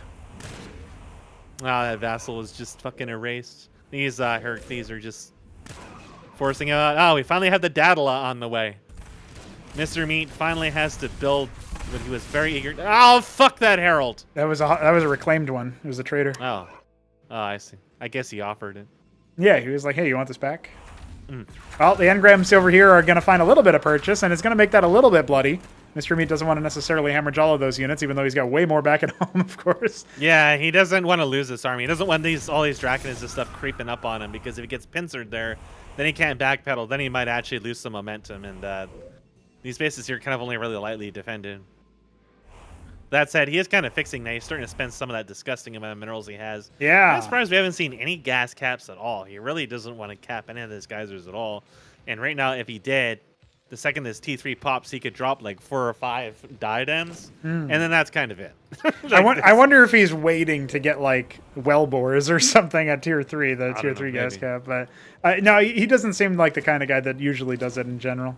Neblime, on the other hand, did cap his gas a long time ago. It would just be so bad for Neblime because he couldn't reach them. No, he already can't reach the Eidolons. You had like 20 more range to them. No, I don't think he's going to be able to reach that. Instead, he's going to just allow the... I don't know what he's doing right now. He's actually Go for the trade. Go for the trade. He's going to try to base race this position, I guess, and try to rely on his engrams to really slow things down, lest the army really just completely believe in the trade, but fall away. No, the reinforcements are already out. He feels like he has to do something. Right. He's got a bunch of units rallying out in his main. I guess he's going to say if he can use those, but this is a desperate move. Caught in the stalemate. I mean, Meat can't easily crawl up to attack that army if he wants to, but his home has so many other units in it that it just really doesn't matter. I don't think the T3 is even going to get to use. The army is just going to force its way up here. This ramp will become a killing field. Yes, but indeed. There is some... Oh my god, Meat now owns a pariah. That's right, a reclaimed pariah, courtesy of Neblime. Trying to break the ramp. Healed. The Protoss forces are kind of stuck in the middle of no man's land. I wanted to trade for one base, not my whole main. Yeah, the army is trying to come around here, but he's going to have to fight up his own ramp at this rate. The cleric healing the reclaimed pariah. It's being pretty good there. He's attempting to do the sandwich. The deployed shamans, they're getting a lot of healing out at this point. And I think that's it, multiple apostles in there that hypothetically can cause a... Yeah, there it is. Yeah.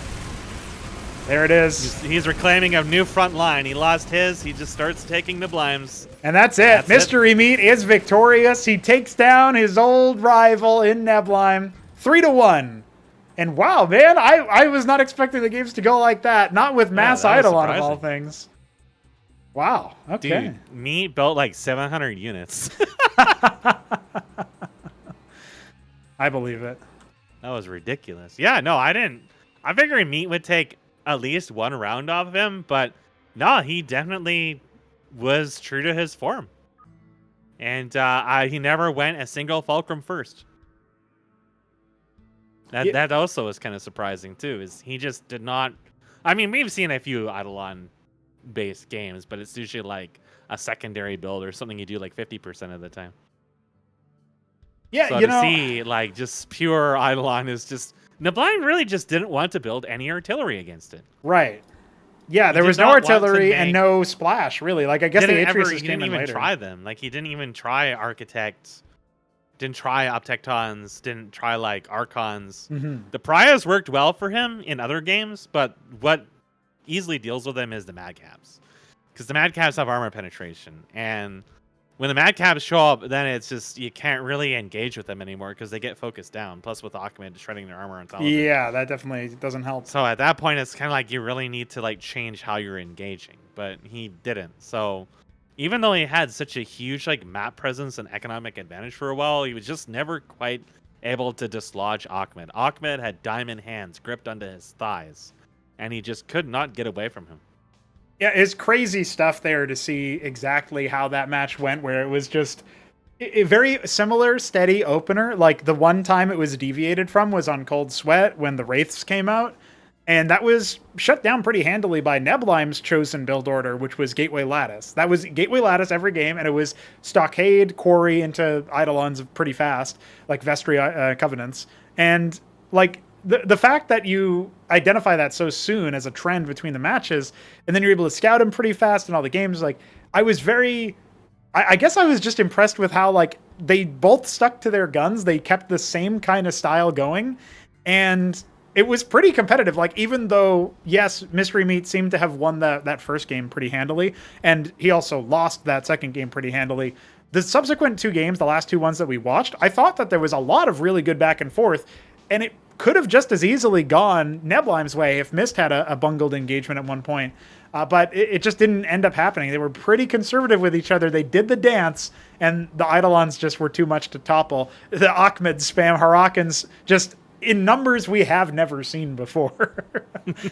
Yeah, pretty good a stuff. lot of Ahmed. Pretty good stuff. So wasn't quite the fucking paratrooper Ahmed Neblime shit that we saw on the Architects way back. But yep. It was just like a sea, like a Normandy beach of I know. That's a very good number of them, for sure. It was just crazy. So that is where we find ourselves at the end of this quarterfinal, and that does mean that we have set ourselves up for yet another Terran versus Terran, because Top Ramen will have to... He'll have a crack at taking down Mystery Meat. You know, it's called Tyrant's Tale. It would be quite the tale if Mystery Meat just comes back out of nowhere and starts a crazy run and immediately puts himself back into contention as a Class 1 player. So, you know, technically he's not actually at there just yet. He's at the Herald class still. So has to bump himself up. And I don't know, that's pretty interesting to me. I feel like that's there's something about that feels right to have Mystery Meat as a top player again. But listen, there's other challengers, right? Like Top Ramen himself, pretty good. And TVT is something that Mystery Meat has an interesting, unique style to, if his games against Shopkeeper Dog are anything to go by. Obviously, that one game against Veek on Genesis Y, where obviously the Phalanx count really ended up being something that it was in Mystery Meat's favor. He played from behind very well, so not somebody that you can just count on having an early macro advantage through Quarry first, like what Ramen did, versus Hamster, and being able to necessarily secure it out of that, right? Like, that's not necessarily the thing. Also, of note, Mystery Meat does go for Fulcrum first in that matchup, but not exclusively. And he sometimes will go like Mass Wraiths as well. So, I don't know, man. I feel like Meat is a really tough opponent to prep for, and Ramen does like that prep. Meanwhile, in that lower bracket, we are going to see another one of the same race matchup here. Neblime going to be facing off against Hamster.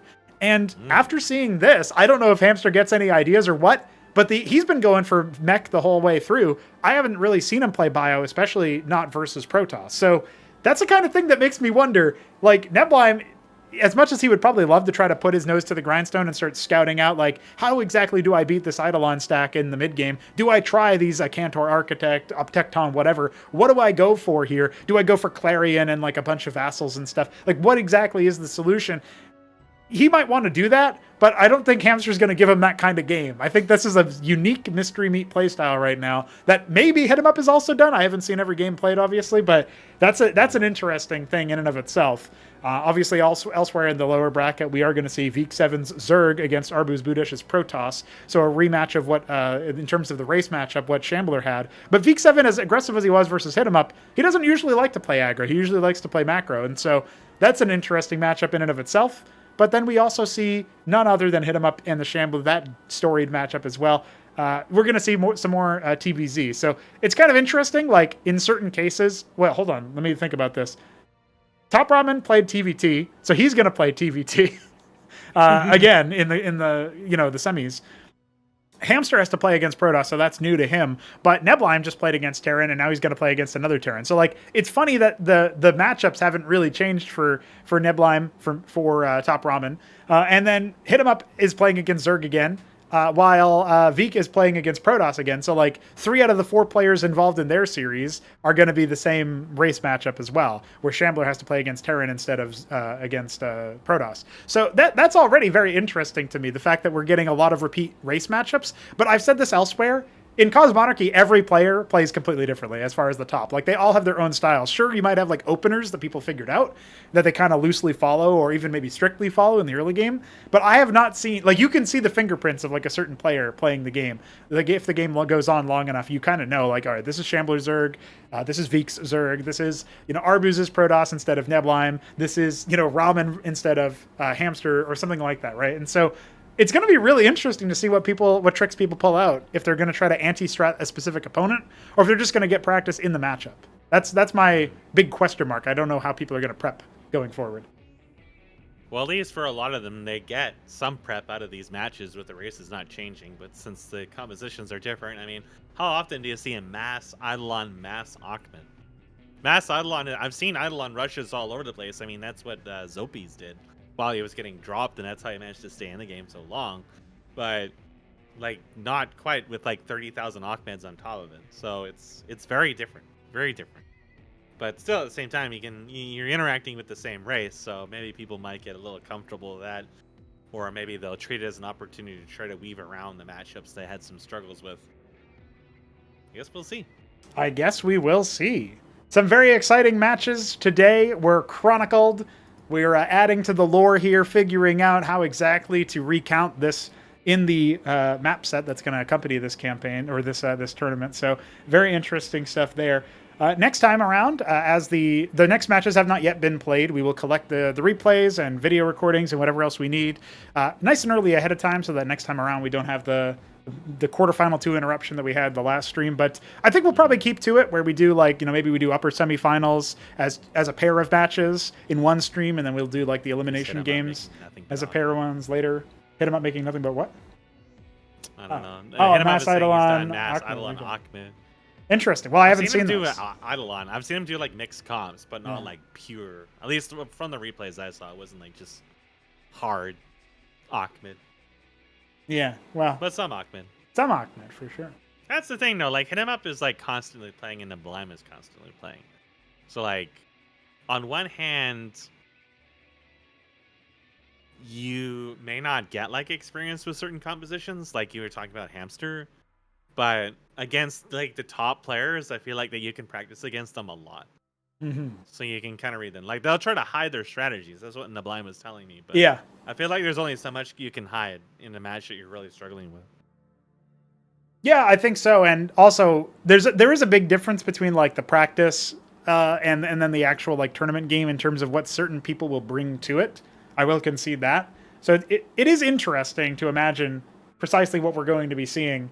And I'm particularly interested in those elimination matches. I feel like, Week 7, it was not expected that he would be able to take down Hit 'em Up, but there was a puncher's chance, as I would describe it, where maybe the nerves hit just right. There was like some weird perfect storm of extracurricular activities that were had where like he had to work late and he went out with his boss drinking and stuff. And then he comes back home, he gets like 3 hours of sleep, still feels hungover. And he's like, fuck it, I'm still going to play. And like, great warrior spirit, right? But he ends up, coming out on top and winning the series despite that adversity.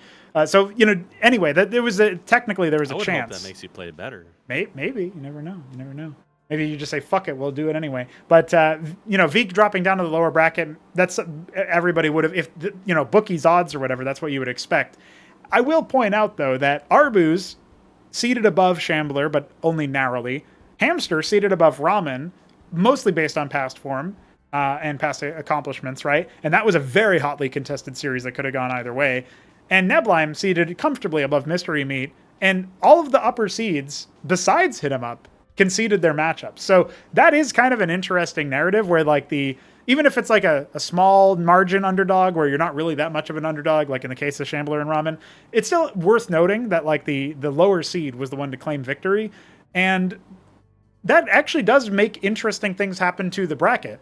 Now, we could be on for a veterans run where Shambler makes it into the next phase of the upper bracket over Hit 'em Up, and Mystery Meat makes it over Ramen, and these newer guys are going to be cast down to the lower bracket. And it's a little bit weird to say newer guy about Ramen, but technically he is much newer than those other guys. He's newer for me. Right, yeah. I don't know anything about him. Well, he's been around since the first Acropolis, so he's been around since like February and stuff. So yeah, he's certainly been here for a couple months, but not nearly the multi-year veteran that Shambler, Meat, and actually Neblime are by now. So if Neblime makes a carving through the lower bracket, the problem is when you're at this level, when you're talking about Tyrant's Tale, when you're talking about like the best players we have, there is no easy matchup. There's no easy series that you can play. They all count for something. They're all pretty high level as far as the level of play that we have in the game. So it's not really like I would put the quality of this playoffs bracket that we've got for Tyrant's Tale. It's more like it's a higher quality bracket in terms of individual players. There's not really any weak links. It's not like even Acropolis 1, where we had players like, there was Taco Cake and General Anakin that were making their first debut into the playoff stage. And you didn't really expect them to do too much. It's like, oh, congrats, you actually made it in through battlements. That's maybe a bit of a surprise. But we're not really expecting you to go too far. And indeed, that's actually ended up where they placed last at the end of the day, they like in terms of the playoffs, right? So they weren't able to make it past the first round. And I feel like there's not really anybody you can point to and say, yeah, you can't win a series, or you're really not expected to win a series. Like, no, I think the Veek Arbuz set is close. And, Arbuz is going to have to think about how he approaches, PvZ.